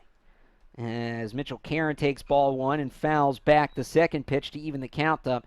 He walked back in the second, the lone base, or pardon me, one of 3 base runners in the game for Castleton. And yeah, you look at that, still going here, but 93 pitches versus what's probably going to end up being 30-something, maybe into the 40s in the same amount of time. That kind of tells you everything you need to know about both games today. Yeah, pretty much. Right now it's been a tough day for Castleton. That one's up and in. Just missed on the 1-2. And a lot of it has been just their complete inability to put Beacons hitters away. They've had a lot of situations where they're ahead 0-2 with Beacons set it full and then get on base. And on the flip side, Beacons pitching has had a number of chances where they've fallen behind 3-0, 3-1 and come back to retire the batter. It's been what each team has done late in the count that's been the difference today. Here's the payoff pitch from Aruda. That's going to be away. And for the second time in as many at-bats, Mitchell Karen is going to draw a walk. He's actually reached 3 times today. If you go back to Game 1, he reached on an error in his first at-bat, and now a couple of walks here in Game 2. Dylan Benham will step in. He struck out looking back in the second. One of 2 strikeout victims at the hands of Tyler Aruda. Ground ball to third. It eats up Eddie Riley. A tailor-made double play. Instead turns into an E5, and there's going to be runners on first and second. It's been a tough day comparatively to the rest of his teammates' performances from Riley. He's had a couple of good plays in the field. He did have a hit late in Game 1, but that is an error for Riley, the first error for the third baseman today. Yugi had an error in Game 1. Beacon certainly could use a double play. Jackson Millett steps in. He's already given them one. He lined out to Charlie Hughey, which turned into a 6-3 double play to end the second as that pitch scoots away from McCormick, but he finds it quickly. No advance from the runners. The count goes to 1-0. There's a left-hander warming up for Castleton. We are about 390 feet away from him, so I would need Superman's eyes to be able to tell what his number is, but they do have 6 left-handed pitchers on their roster. You would think Marlowe wouldn't pitch again, but I would assume so, yep. So that leaves 5 guys. As much as the Beacons would like to see him again. Yeah, no kidding. Count goes to 1-1 after the foul ball. Millett in for the righty versus righty matchup. Aruda comes to the set and delivers. Fouled back again. I was just handed binoculars by Dave Wahlberg. There you go, Dave. Oh, yeah. Oh, that's how you got to watch a game. Aruda looks, and he's working quickly. I'll say this, up 7-0, even with runners on. He's not too worried about them. He's focused on the plate, which is a great trait to see in a pitcher. He knows the situation. This one is hit a mile in the air. Coming out is the shortstop, Hughey. Coming in for left field. Hughey goes back. He dives. He makes the catch. It looked like Cotraro called him off at the last second, but Hughey came back full extension and made the catch. Wow. That was something. That was an impressive play from Charlie Hughey, who's all smiles afterwards as he looks out at his outfielders and nonchalantly signals, yeah, 2 outs. With 2 outs, Matt Jackson will step in. He grounded out to third. His last time up, this is hit right towards second, and a leaping snag made by Lopez to retire the side. So the Spartans put a couple on, can't do anything with it. It's another efficient inning from Tyler Aruda with 3.5 in the books. It's UMass Boston 7, Castleton nothing on the Beacon Broadcast Network.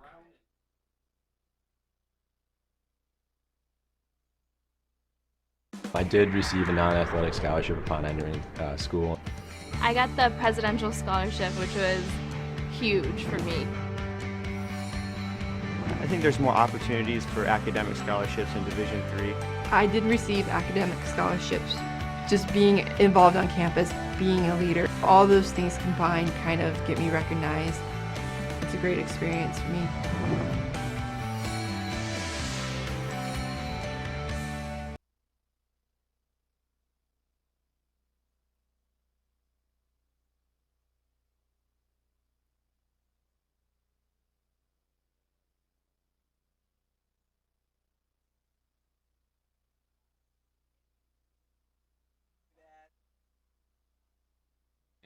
I think they still do.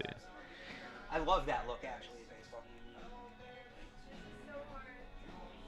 Back out on the mound, we have Garrett Moran, 93 pitches in, 7 runs allowed. He's going to come back out there for Castleton in the black jerseys with green trim. UMass Boston in their blue and white tequila sunrise jerseys. And a nice look for Castleton. The vest with the T-shirt or long sleeve shirt underneath, I think, is a criminally underrated look in the sport of baseball. And it depends who you ask. Baseball purists will say, go back to the pinstripe. Well, baseball purists want you to put collars back on the jerseys. Listen, I think we can all admit that anything's better than the shorts that the White Sox wore back for 1 year in the 70s. And most things beat the flashy uniforms of the Arizona Diamondbacks. Otherwise, the old Diamondbacks jerseys were great. As Eddie Riley steps in, it'll be Riley, Brown, and Cesare. A uniform grouping that's not talked about a lot in the 90s. The MLB did the throw forward uniforms for a handful of teams. I don't know if you've seen those, and those are atrocious. Yeah. They got the big logo on the front, but it's like cut off. I think that was only for like one night or something in 1999, right? And actually, the Mariners brought them back last year. Tank tops and all, and you had D. Gordon out there playing second base, no undershirt, in a tank top. It was a wild look, but I guess if that's what the future has in store, so be it. 2-1 the count here to Eddie Riley, who has been twice a strikeout victim, both swinging. 2-1. This time he gets the bat on it, heading out to right field. That ball is down. It will roll to the wall. On his way to second is Eddie Riley. He's in there standing with the leadoff double. That celebration at second from Eddie. Good for him. You know, he's had himself a tough day. Through. Yeah, you finally break through. You might as well. They say act like you've been there if you haven't been there. Can't really do that. As we sit here in the bottom of the fourth, Beacons up 7-0, and once again looking to extend as Danny Brown steps in. He's got a pair of singles, a pair of RBIs. He's stolen a base as well. He will step in from the left side against the righty Moran, and that's the one thing I was wondering. Maybe they were leaving Moran in to face the righty, and they'd pull him for the lefty with the lefty out in the pen. He stays in there, wheels to second. A nifty little pickoff move, goes sidearm, but back in time is Riley.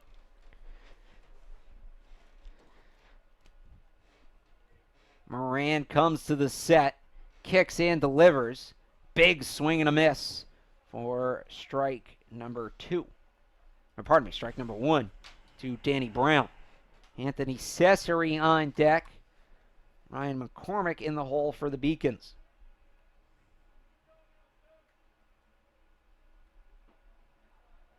That gets the outside part for a strike. Brown turns around to ask where. Cesare and McCormick actually the only 2 Beacons without a hit, but both have RBIs. Cesare on a bases-loaded walk, and then McCormick on a sac fly. Everybody else has gotten hit at least once after Eddie Riley picked up that double. The 0-2 to Brown.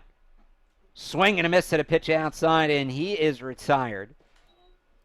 That is 5 strikeouts now for Garrett Moran, and again, when he's gotten them, he's really gotten them.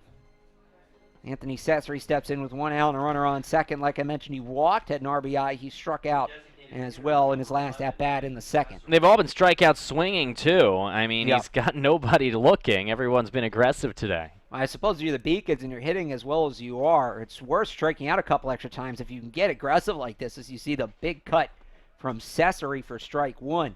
7 runs on 13 hits for the Beacons. They have committed an error. No runs on 2 hits. For Castleton, they have just 3 hits the entire day. That is 12 innings of baseball. 8 in game 1 and now 4 here in game 2. Moran comes to the set, delivers, breaking ball, misses low, and it's blocked by Stewart, keeps it in front of him. No advance from Riley at second.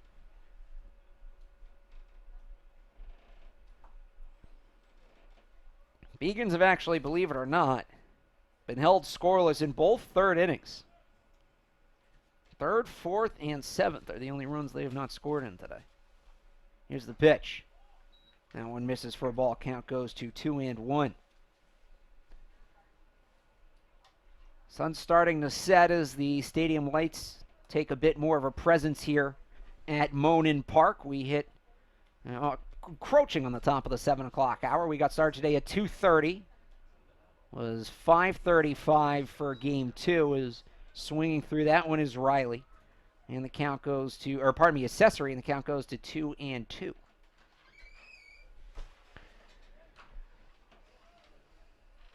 Righty on lefty matchup. Moran on the Beacons designated hitter. Anthony Cesare did not play in game 1, getting his first chance here in game 2.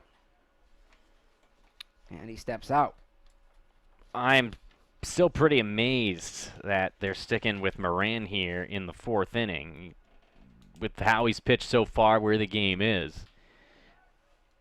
This is going to be pitch number 105. Here it is.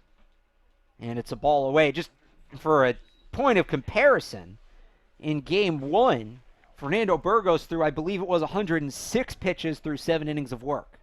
We're through 3 1/3. They play again on Sunday at noon at Middlebury, but it's not like they play tomorrow if they have to use some arms. The problem has been their bullpen this year has been so atrocious that really what are you going to do? Strike 3, looking first, looking strikeout of the game. Sets Cesare down. It's his second strikeout. It's right after I said that they've all been swinging. Naturally. And here comes Ryan McCormick. He is 0 for 1. He does have an RBI sac fly. Charlie Hughie hoping to get a chance. He's on deck. Beacon's trying to do something with this Eddie Riley leadoff double. Somebody trying to pick him up. It's been back-to-back strikeouts since. For Danny Brown and Anthony Cesare, McCormick in game 1 did leave the park. He had a home run over the left field wall, and the wind's starting to blow out a little bit that way. That's going to be a tough one against a righty pitcher for the lefty. Here's the pitch. And that catches the lower part of the plate for a strike. 0-2.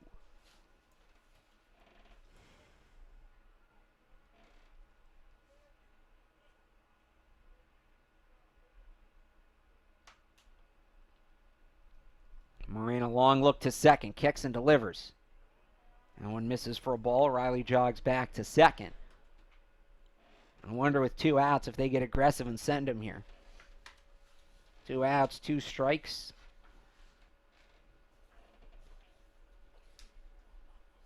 Moran comes to the set. Here's the pitch. Popped him up, and that one should get out of play, and it does. That's going to be into the seats in front of us. Souvenir for a lucky fan. Of course, very little effort made to get that ball. Riley has stolen 11 bases this year. He's been caught just once. He stands on second. 2 outs, 1-2 count. Ryan McCormick at the plate. Beacons leading 7-0 in the bottom of the 4th, trying to extend it. I wouldn't give it back. Here's the pitch. Fouled back. Did you see the Dodgers fan who lost a slice of pizza and French fries the other night trying to get balls? I did see that. My all-time favorite one is the guy who's holding the baby in one arm. Oh, yeah, the Phillies goes game. up to get the ball. Yeah, only in Philadelphia. And I say that because I know Seth is listening. Oh, I'm a Phillies fan as well. Are you? Yeah. Are you from that area? We better watch out. Might be a one-man broadcast suit. Would you be willing to boo Bryce Harper if you were at those games? As this is lined in a center, heading back on his horses. Poland reaches up and makes the catch to retire the side. We'll have to get that answer on the other side. The Beacons get a leadoff double from Eddie Riley, but strand him at second. 4 in the books. It's UMass Boston 7, Castleton nothing on the broadcast network.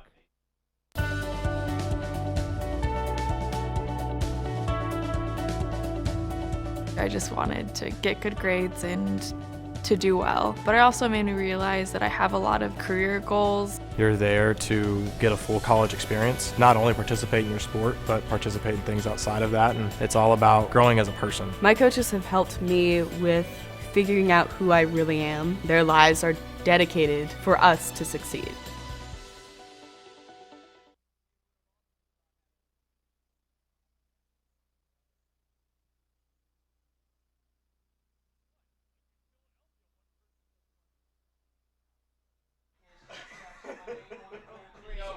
Back for the top of the 5th. Tyler Root is still out there. He will face the 8, 9, and 1 hitters. Stewart, Mumford, and Poland through 4 innings.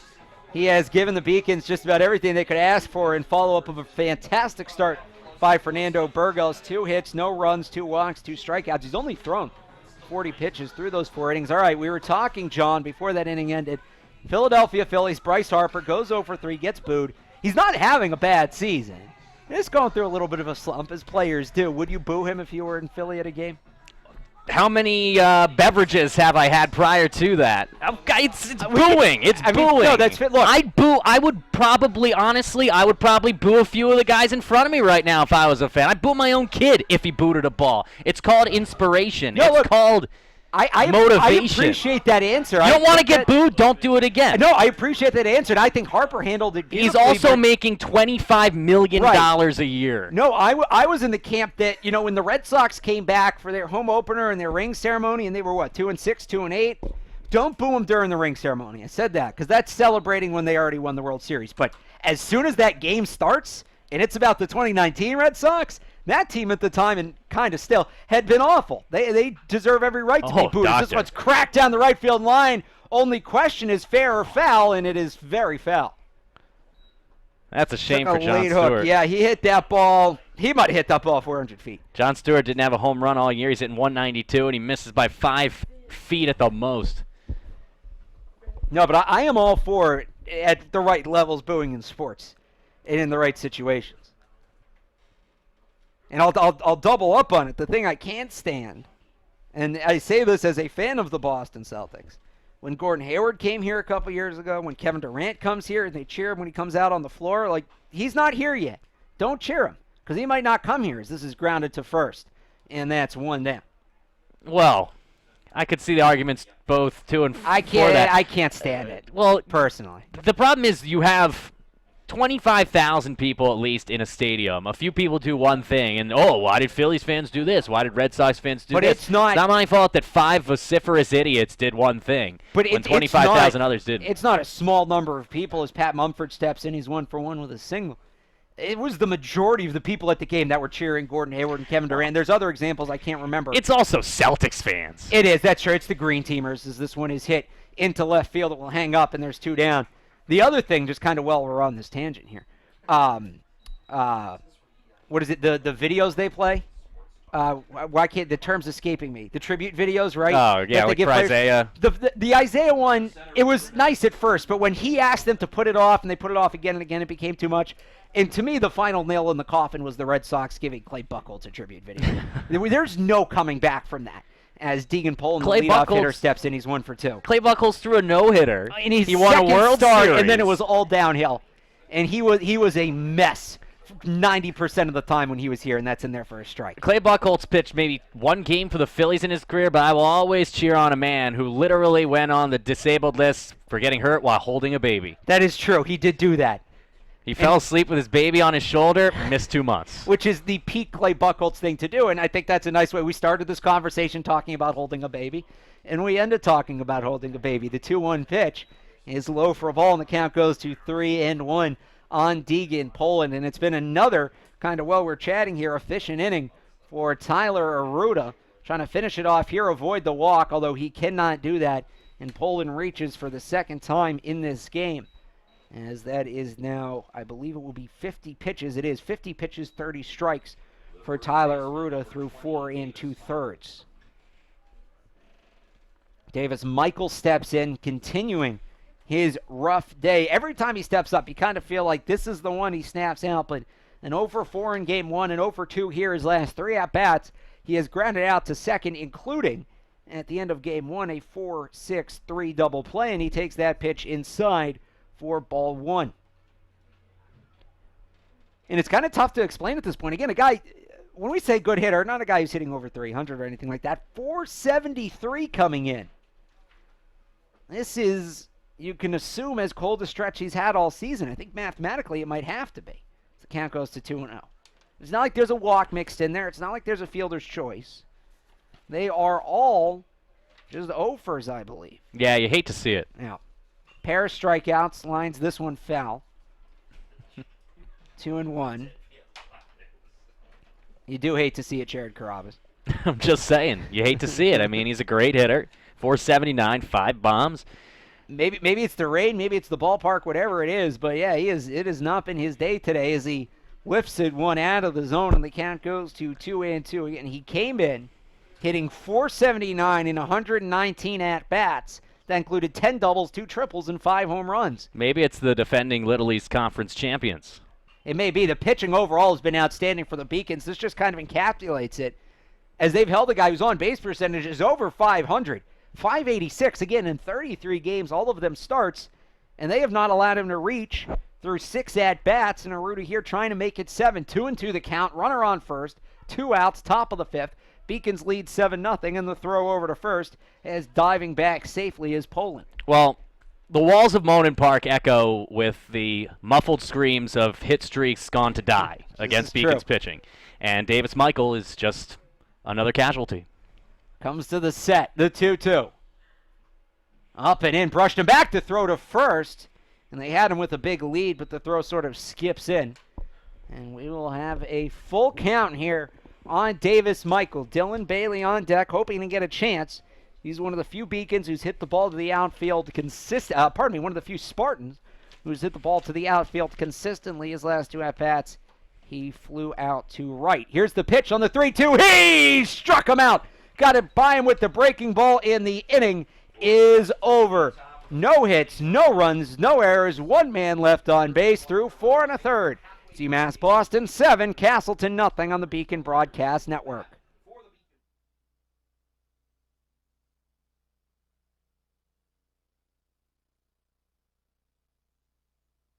I did receive a non-athletic scholarship upon entering school. I got the presidential scholarship, which was huge for me. I think there's more opportunities for academic scholarships in Division III. I did receive academic scholarships. Just being involved on campus, being a leader, all those things combined kind of get me recognized. It's a great experience for me.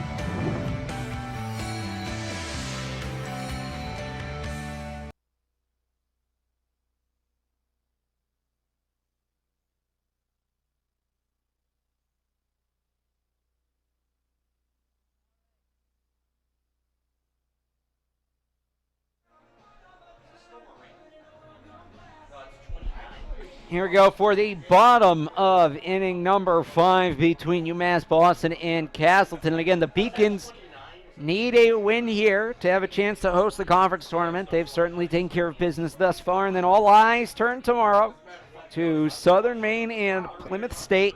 All the Beacons need is Plymouth State to win 1 to have a chance to host. If Plymouth State wins 1, it would be a coin flip. If Plymouth State wins 2, then the Beacons would just host. No need for the extra drama. The reason it's going down to a coin flip is the first 4 tiebreakers are all ties between UMass Boston and Southern Maine. They split the regular season series. They have the same record against other opponents in the conference and against non-conference road opponents. We have a new pitcher on the mound here for Castleton. That is number 30. It's going to be Max Olmstead, a sophomore from East Montpelier, Vermont, by way of Landmark. A lefty, stands 6'5", 205. And Olmstead will make his 8th appearance, his 5th out of the bullpen. He's 0-1 with a 5.31 ERA. And 20 in the 3rd innings, giving up 23 hits, 12 runs, all of them earned. He's struck out 17, walked 6, giving up 7 extra base hits, 6 of them doubles. And opponents are hitting .295 against him as Olmstead will have an opportunity to face 9-1-2. The final line for Moran. He threw 4 innings, allowed 13 hits, 7 runs, all of them earned. He did strike out 6, walked just 1. He faced 26 batters while throwing 112 pitches, 73 of those for strikes. Just for a comparison, in 4 innings, Moran threw 112 pitches. In 5 innings, Arruda has thrown 57. But that's baseball. Here's Charlie Hughey. He's 2 for 2. He scored a run back in the 2nd. And the first pitch he has to duck out of the way of. Fastball for ball 1.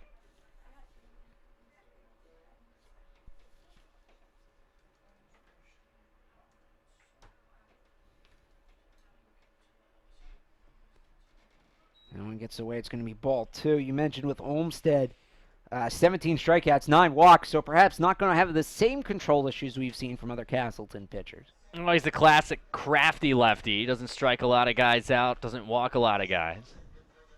That one's high for a ball. And right as we say that, it's 3-0. And, it's going to be interesting to see. You mentioned that crafty lefty and the whole idea of the lefty specialist. As the 3-0 the loogie gets the outside part for a strike, is that position and that whole role could be going extinct with the proposed rule of pitchers have to face at least 3 hitters before coming out of games. And there's guys who have made a living off of coming in, facing 1 batter, coming out as Hughey draws a walk. The dumbest rule changes I've ever heard of are proposed in sports these days. And that's probably the tip of the iceberg, the cherry on top of the rule change Sunday. People aren't watching because it's too many pitching changes. What are there, 3 or 4 pitching changes in a single game? Well, people aren't watching because there's no personalities, because baseball isn't as interesting because less people are playing. It's not because of that. Well, I will say this about the pitching changes in the length of game. Where it does get very tedious is in September, especially when a lot of these games don't matter because the playoffs are so small and you have the 40-man rosters. I think a solution that I really haven't seen anybody talk about this, as this one is inside for a ball 1. How about instead of having expanded 40-man rosters in September, have it in April, come out of camp with the big roster, let people compete for roster spots, and that makes April baseball very interesting. You essentially get an extended training camp as that's in there for a strike, and then you cut the rosters down in May, and in September, when the games don't mean as much, you're not going through all these monotonous pitching changes. Well, on the same hand, the teams making playoff runs, they don't get this extra random roster boost. That's what I would do. I would move the 40-man rosters to April and then just shift minor league baseball back a month. It's not a terrible idea for a solution to a problem that I'm not sure exists. Now, to be fair, I think it would fix some other problems as well, not just that one. It fixes the loogie problem and the problem with the 3 batter rule. So there's another pickoff move. Right. My concern is they're acting like, people aren't watching because the games are too long. People aren't watching because the same 6 teams every year are good. You need to institute a salary cap or else you'll never get anybody to go to games in certain areas. And on top of that, you need a salary floor so the Marlins can't do what they're doing, and you have these garbage teams as a strikeout from Herzog, these teams that are purposely not trying. 1 on and 1 down as Josh Lopez comes up. No, salary cap and salary floor are absolutely necessary. Look, pace of play is part of it, I think. I don't think it's as big of a part of it as they want you to think. And the whole thing, like the intentional walks, oh, you don't have to throw 4 pitches. Oh, boy, 1 game a week. Nobody intentionally walks anybody anymore. That's such a dead concept after the steroids era, right? And, oh, boy, 1 game a week is now a minute shorter. Fantastic. I'm all in now. Like, there's other ways to fix it. And you look, college does it. They get through a game. We got through game 1. And granted, we played 8 innings. We got through it in about 2 hours, right? We have essentially the same inning break in between. They don't need 2.5 minutes in between every inning. Maybe if there's a new pitcher, sure. But part of the reason that whole thing exists in the taking ground balls in between innings is way back in the day. And as any baseball traditionalist will tell you, that's the only thing that matters when you consider the rules, is these guys, they weren't full-time employees. They played together on the weekends. They didn't have time to practice. They got their practice in during the games. They don't need to practice during the games anymore. Well, nowadays it's all about commercials, right? And they need that commercial time. This is lined back up the middle. This could be a double play. Stepping on the bag, throwing to first in time to get him is Bailey. A 6-3 double play to retire the side. And how about the nice job to get out of the way of that ball by Olmsted as well. No runs, no hits, no errors. Nobody left on base for UMass Boston. We've played 5 full. It's 7-0 Beacons on the Beacon Broadcast Network.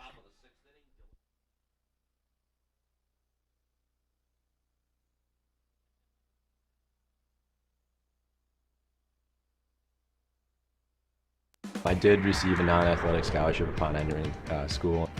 I got the presidential scholarship, which was huge for me. I think there's more opportunities for academic scholarships in Division III. I did receive academic scholarships. Just being involved on campus, being a leader, all those things combined kind of get me recognized. It's a great experience for me.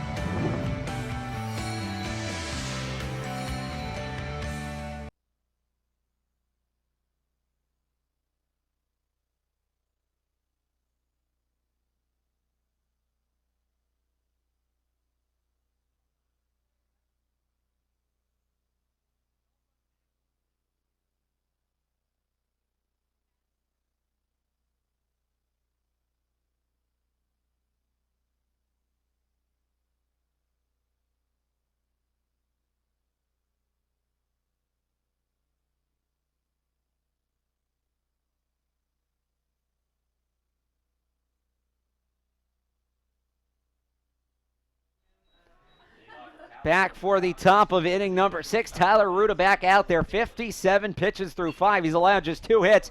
He could get another first pitch out here. Hughie across the diamond. 1 up, 1 down. There goes Dylan Bailey. Before I can even announce him, it'll be Mitchell Karen stepping in now. Dylan Benham, and if either one of them get on, Jackson Millett. And Aruda, just a picture of efficiency here. And we still haven't seen Bobby Tramandozzi in this game. And Aruda's pitching like he doesn't want him to come in, as there's a strike to Mitchell Karen, who was walked twice in both his plate appearances. We'll probably see him. Tramandozzi will get in. Let me throw that qualifier on there. There's a possibility he doesn't if we get to like the 7th or 8th inning and the Beacons get 3 runs and then it's over. I would assume worst case scenario they pull a Steve Witkowski and pinch hit him. Bring him in to hit? Steve did that. Steve pinch hit last year. Well, it's Witkowski. He's done everything. Where he was around here somewhere. He's meandering around. I think I see him the down rounds. in the dugout. 2-1 the count to Karen. Here's the pitch. Grounded to third.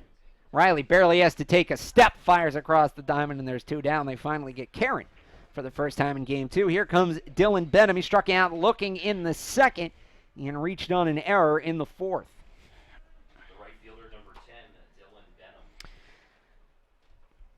Error on Riley in the 4th inning. One of 2 errors today for the Beacons in the doubleheader. They've actually committed more errors than Castleton, and yet have outscored them 17-0.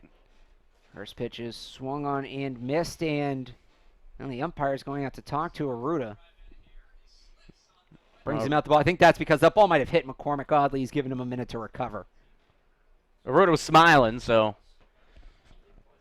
Wonder if it got McCormick between the twigs. That's the way he was walking.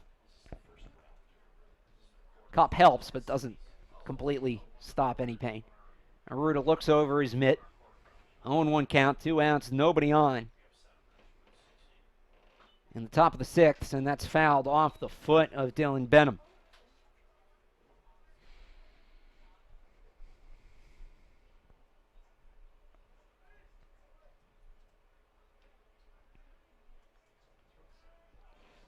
The pitch from Aruda. Flared over and foul behind the third base bag, out of play. 0-2 the count again.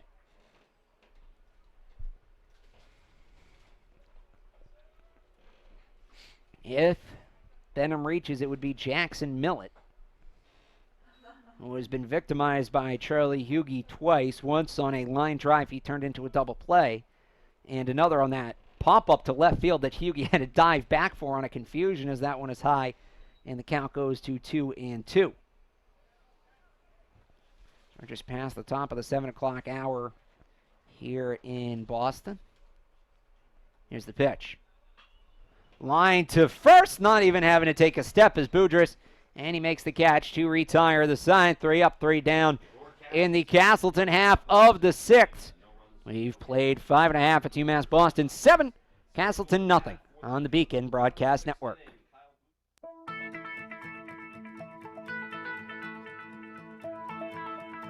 College has given me the flexibility to pursue my passions and my interests, and I've recreated my identity for myself aside from just being an athlete. My greatest personal discovery has been that I am capable of doing things that I didn't know I was capable of doing. To be able to study what I wanted to and continue to play the sport I love, all of those things came together very nicely in one package in Division III.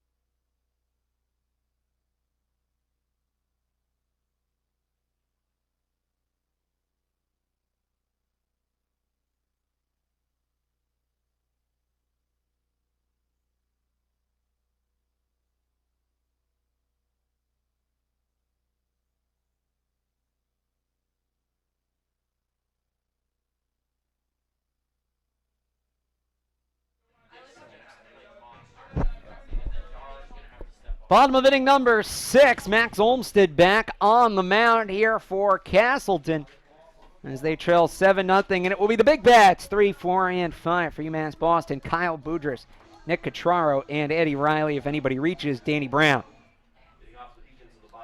Boudreaux has reached all 3 of his plate appearances, has a couple of singles, a couple of RBIs, a couple of runs scored, and then he got hit by a pitch in the 3rd. That was his last at-bat. It's been rare today, forget just in this game today, that a Beacon has gone multiple innings without batting. It's only happened a handful of times. Boudreaux hasn't hit since the 3rd as we stand here in the 6th. I actually don't believe it did not happen in Game 1. Every Beacon hit at least every other inning, if not in back-to-back innings, as this is fouled back, which is impressive. I can't remember the last time I saw something like that. And now here you have Boudreaux and Cotraro, the first 2 that they didn't hit in back-to-back innings. They both hit in the 3rd and will come to the plate for the first time since here in the 6th, as that one's in there for a strike, and the count goes to 2-2. All these kind of weird, I don't know, call them random observations here in this one. You had the, 27 batters not going to the outfield. You had the consecutive strikeouts that weren't really consecutive. This is, no, it's not foul. That's going to come back and play off the bat. It sounded like it was going to be a dribbler off the plate. It rolls out to Olmsted, and he throws to first for the out. That is another assist for the Castleton pitcher. Olmsted had one earlier in this game on Ryan McCormick, and there were a few in that first game as well. Here's Nick Cotraro. He has reached twice. He has singled both times, has an RBI, a run scored. He's also flown out to center field, a loud fly out to end the 3rd inning. First time they were able to retire Cotraro in Game 2, and in Game 1 it was much of the same. Cotraro was only retired once. He fouls this one out of play, third base side. I'd been saying, I said earlier Cotraro was 4 for 5. He was 3 for 4. Forgot that Kyle Penny came in and hit that double in the 8th inning. Yep. So I don't want Kyle to hate me, so I will remind him that he did in fact get a double. I mean, that was a big double. It set up the slaughter rule. It was. It was a big play from a pinch hit. And to come off the bench cold like that, and I believe it was the first pitch he saw, he absolutely demolished it into left. It's impressive. Here's the pitch. Checks his swing. They're going to say he went around. Petraro down by way of the K. 2 up, 2 down for Olmsted. And here comes Eddie Riley. He has struck out twice, but more recently he doubled. That was in the 4th. The third baseman, number 3, Eddie Riley. Here's the first pitch to Riley. Breaking ball misses high. That one hung up there. It's okay if it's the first pitch of an at-bat. He throws that later. Riley's going to turn that one right around.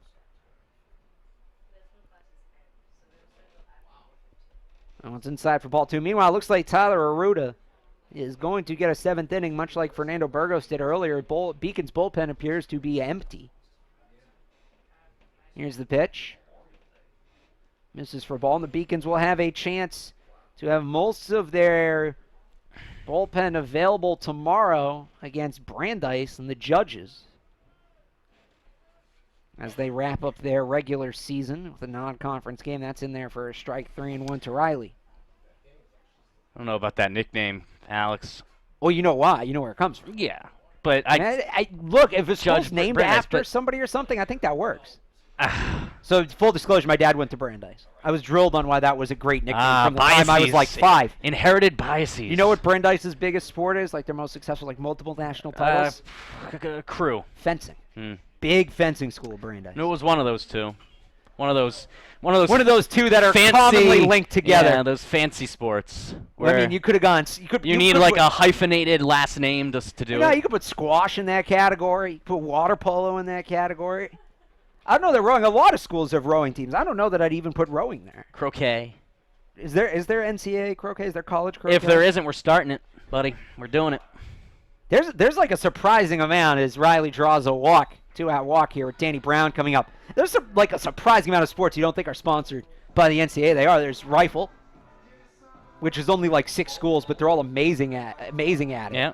Right. West Virginia, obviously the military academies. Bowling's one.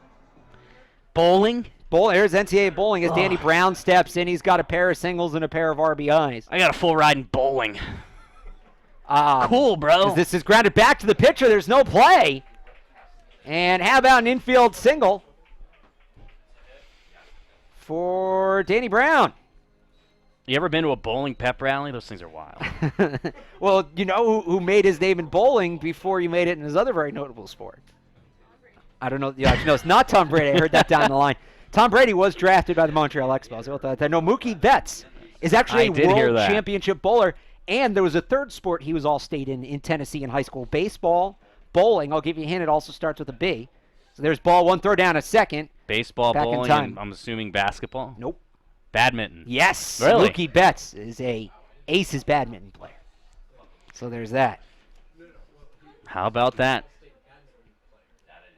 So I don't know that there's NCAA badminton, but Tennessee high school sports certainly sponsors it. Grounded to short, diving, stop. The throw to first is in time to retire.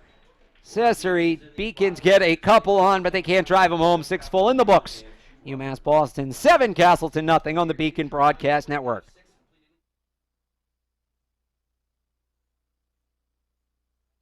I did receive a non-athletic scholarship upon entering school. I got the presidential scholarship, which was huge for me. I think there's more opportunities for academic scholarships in Division III. I did receive academic scholarships. Just being involved on campus, being a leader, all those things combined kind of get me recognized. It's a great experience for me.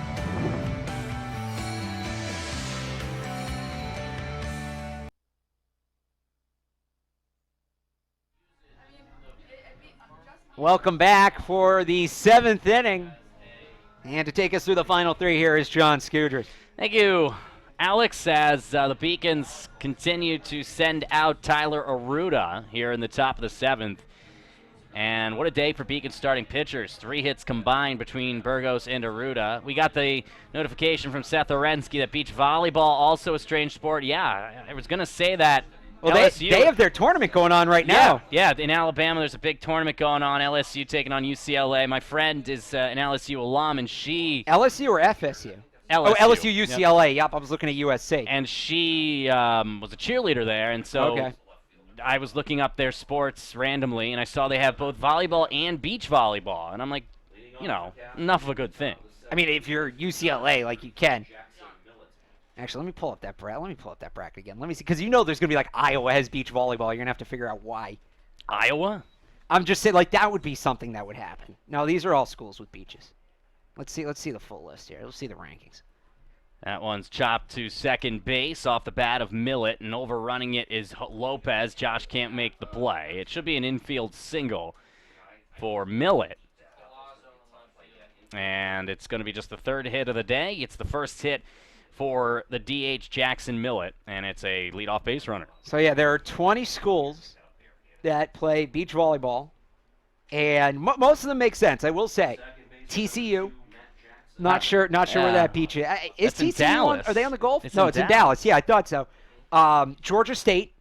You got a bit of a trek to get to the beach, and I mean this school plays every sport because they have such a large endowment. But Grand Canyon. And Arizona too. I mean, Yeah, and not like Southern Arizona. But you know what? For the most part, decent fits. Matt Jackson's the batter. It's 0-1 from Aruda. In the dirt, good block from McCormick. Yeah, I mean it's one of those things. We could probably find some even stranger ones. I think rifle's right up there. So here, you want the rifle national rankings? At the end of this year, it's a winter I'll sport. tell you what, if the military academies aren't up there, I'm concerned. So West Virginia's number 1. Air Force is 4th in the nation. Navy is 7th, right behind Alaska Fairbanks. Army is 11th, right behind Akron and ahead of Ohio State. I'm shocked. So there you go. I'm shocked UMass is not up in the top 20. I'm shocked. There's the 2-1 from Aruda. That one grounded through the hole on the right side of base hit. So perhaps a last-ditch effort here to try to get a run in this series for the Spartans as it's back-to-back singles from Millett and Jackson. It'll bring up John Stewart. You know, if there's a sport we start teaching young here in Massachusetts, I'll tell you what, it's rifle. Yeah. I mean, rifle, wrestling, skiing. Water polo is skiing. weird to me. How much you want to bet, like, I don't know, Arkansas has a skiing team? South Florida. It's nothing in one. That's a good one. Water skiing would be a good collegiate That's the next sport. one. Let's see. Here's the list of Ski skiing teams? schools. Yeah, Yeah, there's a Green lot of Bay. just D3 schools on here. Plymouth State, Little East team is D1 in skiing. There you go. The 0-1. That one's popped up. See if it's playable for McCormick. He's got it, and he makes the play for the first out. Nice play for Ryan McCormick. 1 down. And not easy fighting the lights there. Or the twilight, which is what has enveloped the sky here in Boston, Massachusetts. The left fielder, number 26, Pat Mumford. There's gymnastics, of course. Golf. Let's see those fencing rankings. Golf's college golf's actually a lot of fun to watch. It really, because most people who play college golf do end up with at least one shot on the PGA Tour. Yeah, but the PGA Tour is not fun to watch unless you're 65 years old. No, you're not watching golf right then. By the way, for the record, because we could mention men's and women's, both skiing and rifle are co-ed sports, so we weren't leaving one of the genders out. That's cumulative. It's 2-0 to Pat Mumford. Mumford, 1 for 2 today. And now we're going to get a meeting on the mound. Aruda's been out there a long time tonight.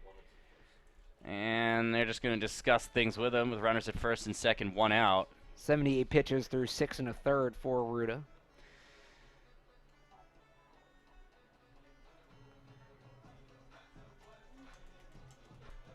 Number 1 fencing team in the nation, Columbia. Ah, those Smarties. The Notre Dame, Harvard, Penn State, Princeton. See, this is that sport with the hyphenated names. Duke, Ohio State, Yale, Penn, St. John's. Yeah, like Winchester, Jones, Thompson. Exactly. He's the national champion, I think. Let's see, with rowing. Yeah, Winchester, like Jones, Washington, Thompson, the Stanford, fourth. California. Those are just Pac-12 schools. Does Syracuse have a rowing team? There's no water in A lot of Big Syracuse. Ten teams in there for rowing as well, as that one's on the outside corner. 2-1 to Mumford. Indiana, there's no water in Indiana. There's no water in Syracuse. There's no water in Oklahoma. Where do they do the rowing? That's then? what I'm saying. Like, how do these schools, they must have, like, in a pool. Or maybe it's like at the gym with the rowing machine. Maybe. There was this one, it is a non-NCAA sport, but they had it as an intramural sport at my school. And it was one of the most fun things I've ever done. So they put a bunch of canoes in a pool, and it's 2 people per canoe, and you don't have paddles, you have a bucket. And you have to take the bucket and try to dump water into other people's canoes and not let them dump water into yours. Oh, it's called Battleship. That's what it was. And if your canoe sinks, you're out. You lose. 2-2's granted to second. Lopez goes the short way for a 1. Over to first, a double play to end the inning. And Tyler Aruda is through 7. It's stretch time here from Monin Park. Still 7-0 UMass here on the Beacons Broadcasting Network. I did receive a non-athletic scholarship upon entering school. I got the presidential scholarship, which was huge for me. I think there's more opportunities for academic scholarships in Division III. I did receive academic scholarships. Just being involved on campus, being a leader, all those things combined kind of get me recognized. It's a great experience for me.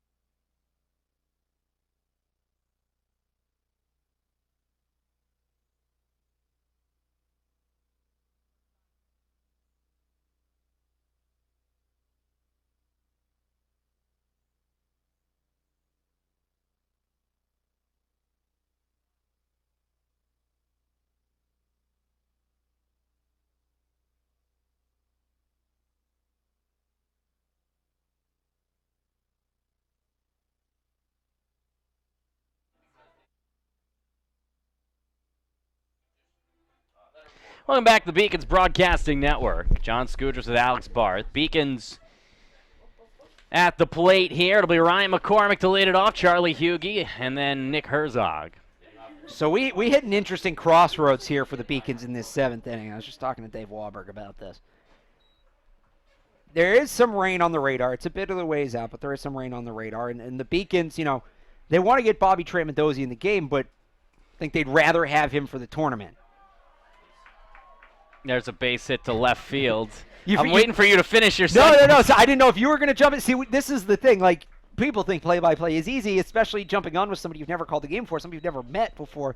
If we have good chemistry, that's a total fluke. I honestly, no, we've had good chemistry. No, I think we have too. I was just honestly, I was confused. Saving for the tournament. The tournament's not till next week, right? Well, so the point being, it was raining earlier. The mound's in weird conditions. You never know. You think fluky? They might pitch him, but would he rather pitch on senior day or would he rather contribute in the tournament? Hugie pops this one up. And this inning's going to be over before I make this point. Second baseman Jackson makes the play, 1 down. All those things considered, the Beacons would love to come out and end this game right here. And they can with 3 runs. And maybe we see them get aggressive. Now, they swung at a couple early pitches, and here comes the top of the lineup. But I wonder if the Beacons kind of lock in a little more if they get that speech in dugout like, hey, this ends right here. Let's not even worry about having to deal with the bullpen. Let's not have to worry about dealing with rain. Let's just get this done. Let's get this over with. Let's TCOB, take care of business, and go home happy. As Herzog launches one into the night, deep to left field, just looking is Mumford. That one is gone. You can write her a postcard because she is out of here.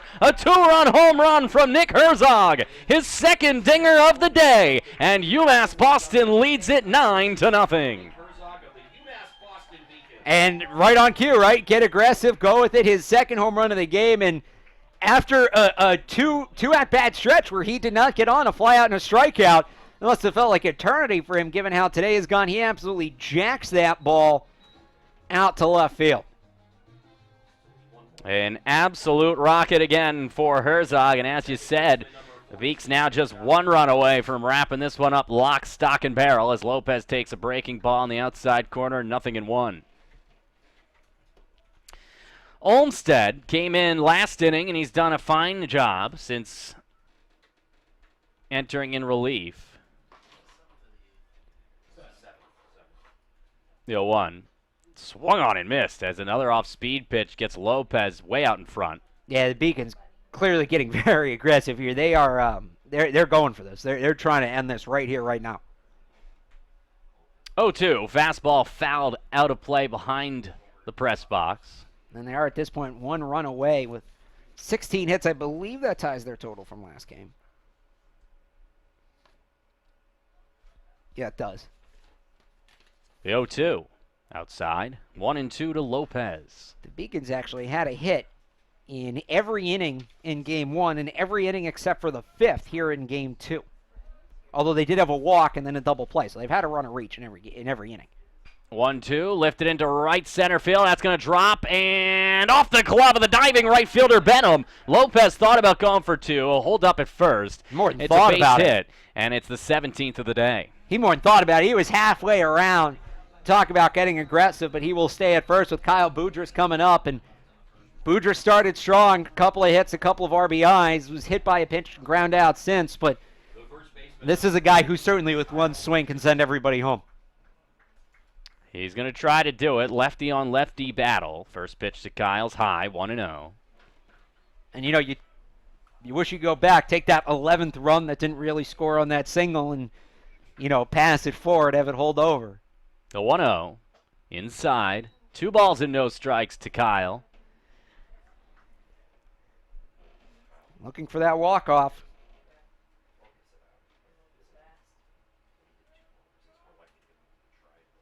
The 2-0. That one's launched into center field. Moving back is Poland. Still going back, and now he makes the catch over his left shoulder for the second out of the inning, and it'll bring up Nick Catraro. No, will it bring up Catraro? We're going to perhaps see a pinch hitter here, and it looks like we will, as Kyle Penny, who doubled late in last game when coming in for Catraro, will look for deja vu all over again as he pinch hits for the Beacons left fielder.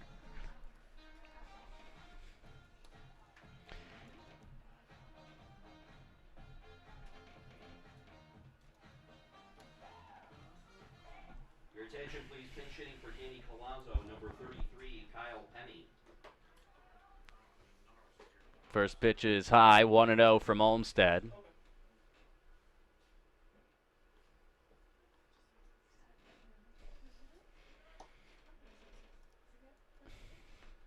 The 1-0 swung on and missed. And advancing over to second base as the ball got away a little bit from the catcher Stewart is Lopez. And so now the winning run the clinching run, I should say, in scoring position.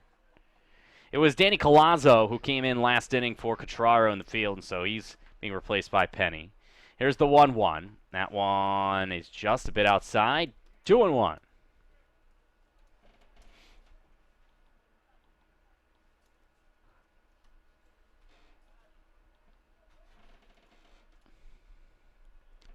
In the dirt, blocked by Stewart. 3 balls and 1 strike.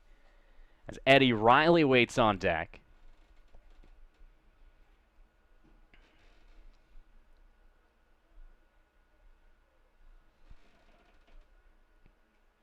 Here's a 3-1.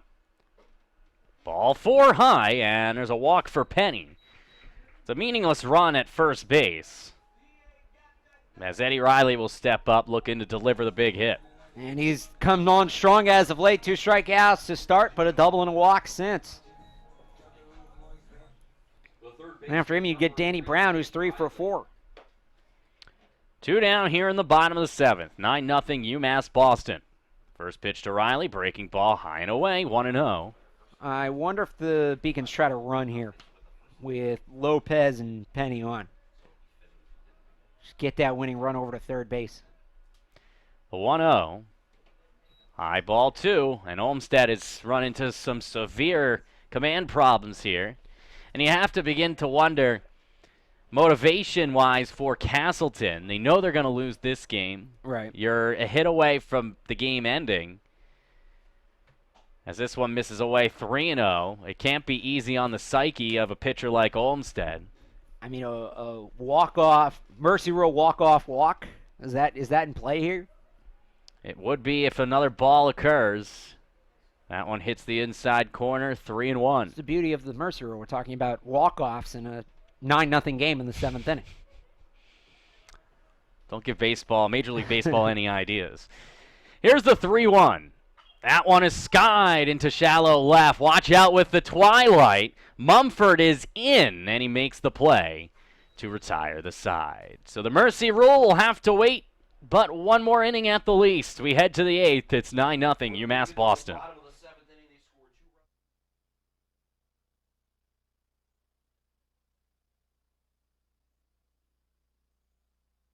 I did receive a non-athletic scholarship upon entering school.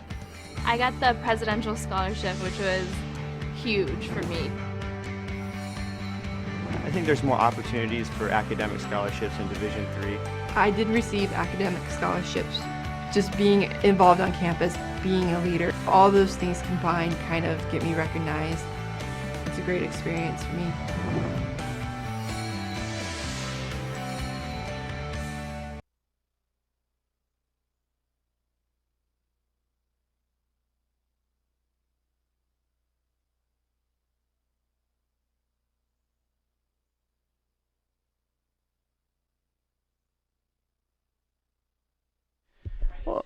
We head to the 8th inning. Mike Doherty's the new chucker for UMass Boston. See Mike on your screen. He's 1-0 in 10 appearances with a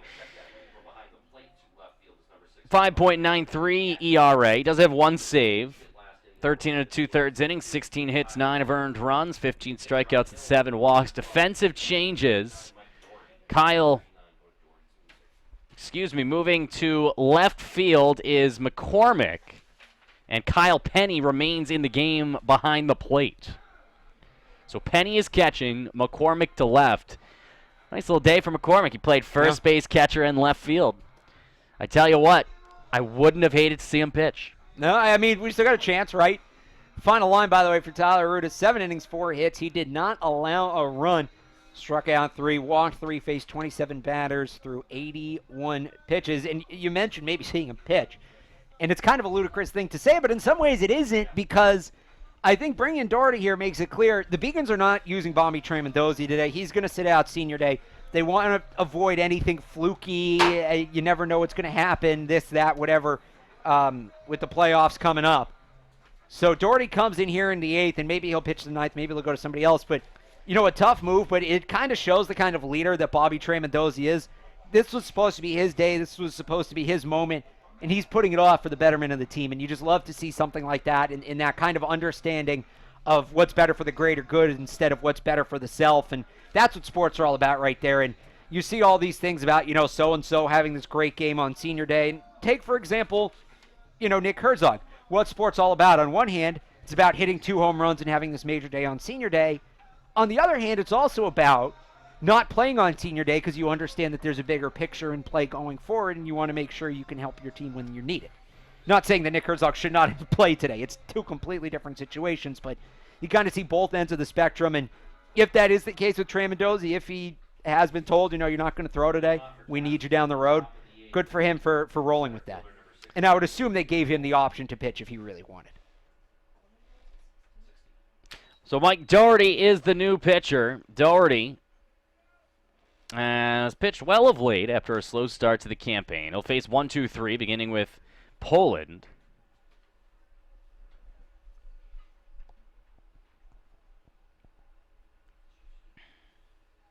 From the stretch, the first pitch from Mike is up and in, 1-0. Yeah, and I think, hearkening back to what you were just saying, if this was a 9-6 game, it'd be a different story. 9-0. You don't need your closer out there with the fact the mound's been chopped up more than New Year's confetti. Nonetheless, it's not over. We've seen crazier things. It's 9-0, but it could be 9-4 before you know it. Here's a 2-0. 2-1. Yeah, and the reality is if Castleton does get something going, the Beacons do need this game to have a chance to host the Little East tournament. So, as it stands right now, I would think they ruled him out. I don't think they told him, you can go take a shower. We're done with you. I think they still want to have him on standby. Of course, it's all just speculation.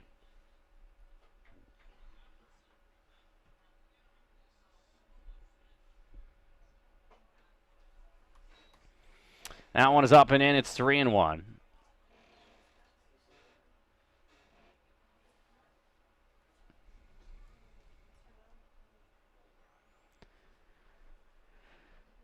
Doherty is ready from the stretch. The 3-1 coming to Poland.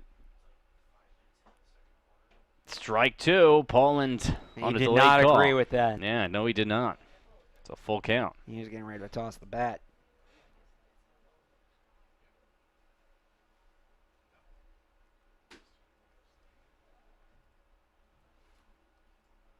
The 3-2 pitch. Fouled back off the screen. And we will do it one more time.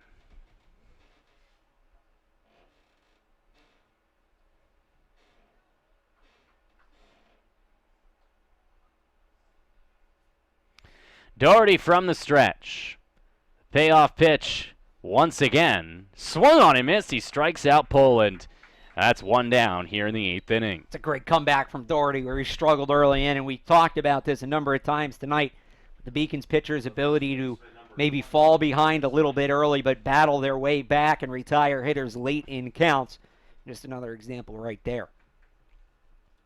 Now, here we go again with Davis Michael. Yeah, brings up Michaels 0 for 3 and 0 for the day. The big first baseman chops that one to first base. Gobbled up by Boudris, and Michael, who came in hitting .479, goes 0 for the doubleheader. And look, I understand regression to the mean, and hitting .479 for a season is an absurd thing. Normally that regression doesn't all occur over the course of 17 innings. Sometimes it's just not your day. Maybe you didn't get much sleep last night.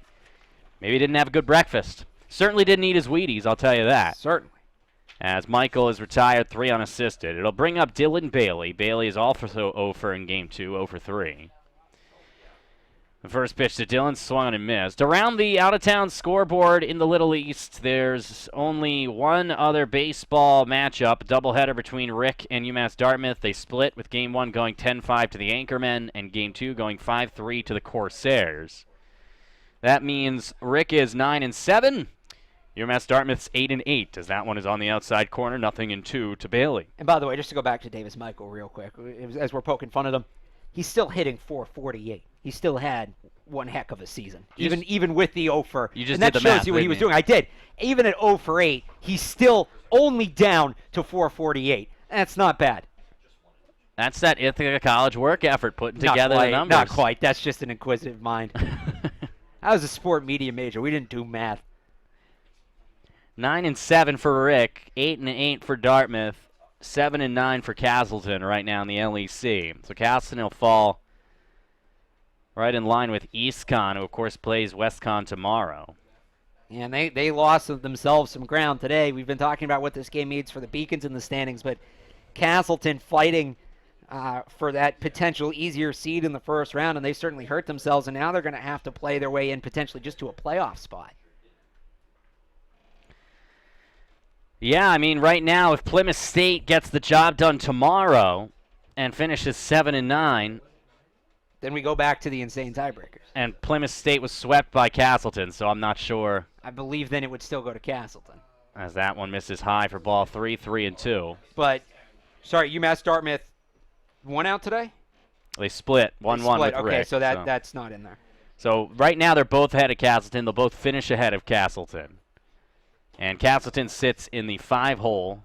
Well, now they're 6th going into tomorrow. If EastCon wins, they'll finish 6th. I think Castleton's pretty much locked in. You could have hypothetically, you could have 3 9-loss teams. Yeah. For 2 spots. Or for 1 spot. You could have 3 9-loss teams for 1 spot. Eastern Con, Plymouth State, if they win out tomorrow, and Castleton could all have 9 wins, vying for that 6th spot. And then you got to go into the 3-way tiebreakers, and we just don't have time for that tonight. The 3-2. And that one's popped up to second. Lopez is there, and Josh will squeeze it to retire the side. We are through 7.5 innings from Monin Park. It's 9-0 UMass Boston on the Beacons Broadcasting Network. I did receive a non-athletic scholarship upon entering school. I got the presidential scholarship, which was huge for me. I think there's more opportunities for academic scholarships in Division III. I did receive academic scholarships just being involved on campus, being a leader, all those things combined kind of get me recognized. It's a great experience for me.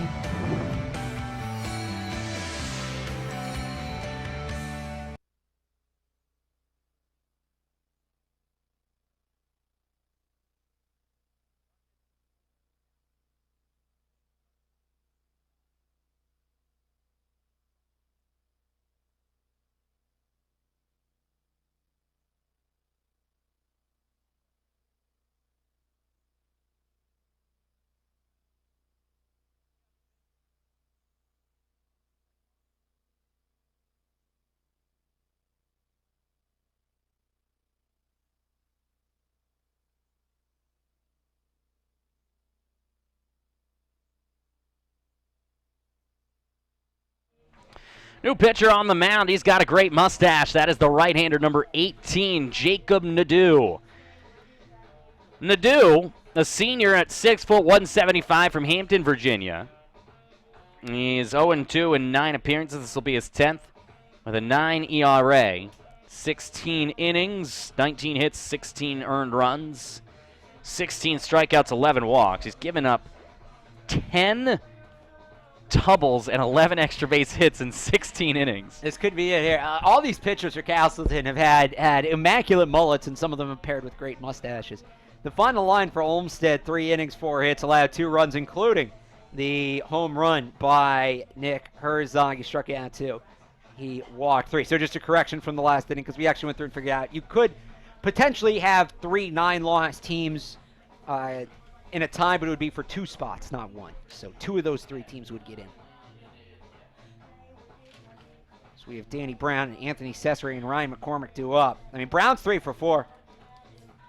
It's a good start. Beacon's trying to avoid a 9th inning here. It's 1 less inning you have to throw a pitcher.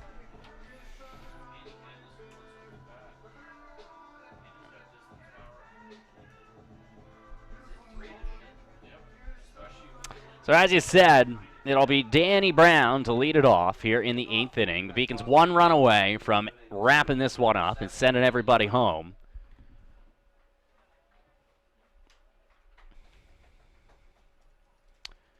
Nadeau is winding in the first pitch inside, and I almost plunked Danny right on the front shoulder. I'm surprised I didn't get a little bit of his jersey. That was awfully close.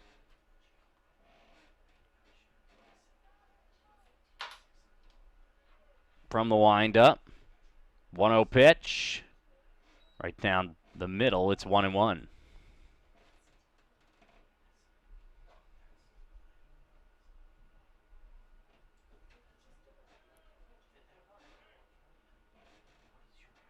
The 1-1, breaking ball on the outside corner. Good pitch, 1-2.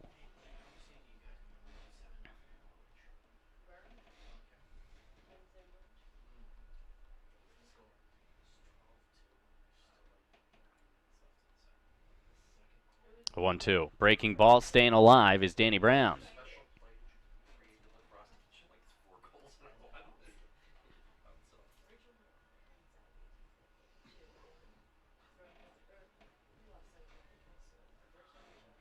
Another 1-2 pitch. Fastball. Just staying alive. Fouled back off the catcher, Stewart.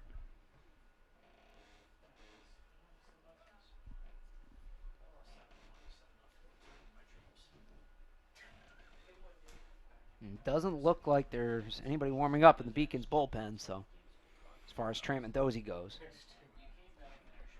Still 1-2 as Brown continues to foul balls off.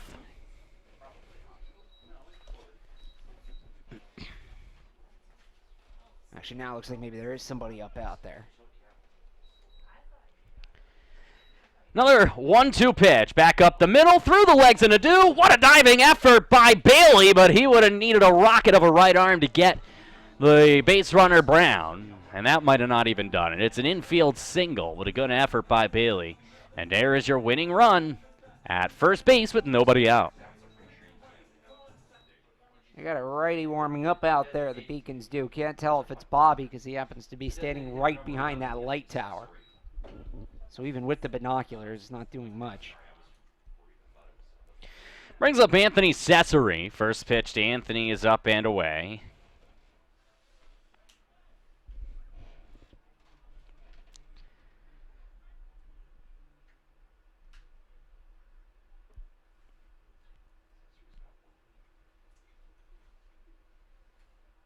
1-0 pitch from Nadeau. Another breaking ball missed high, 2-0.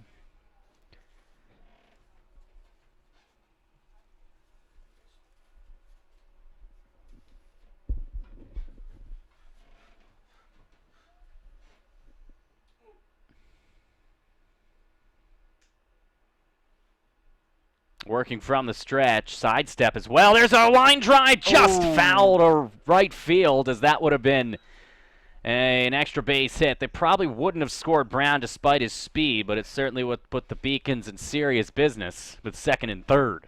Just stayed up a little too long. For all you Beacons lacrosse fans, 12-3 game.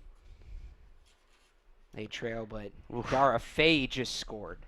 12-3 with 5.5 to go in the first half, huh? I believe that's what that said. It's an uphill climb for the lacrosse team in the semis of the LEC tournament. What a run it's been nonetheless, even if they aren't able to complete the comeback. Trying to complete this one is Anthony Cesare. He's ahead 3-1. And a mighty hack at that one. He was trying to end it, but he missed. It's 3-2.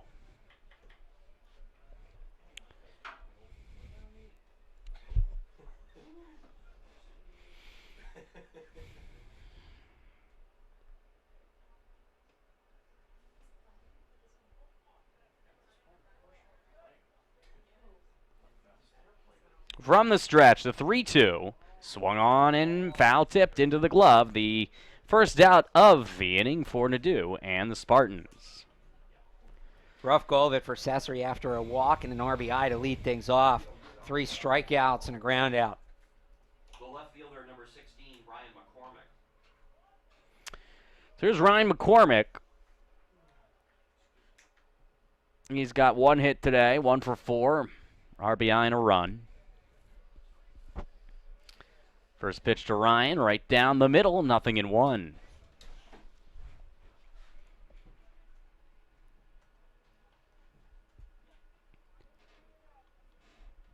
Charlie Hughie on deck. Then Nick Herzog, the 0-1 breaking ball up, 1-1.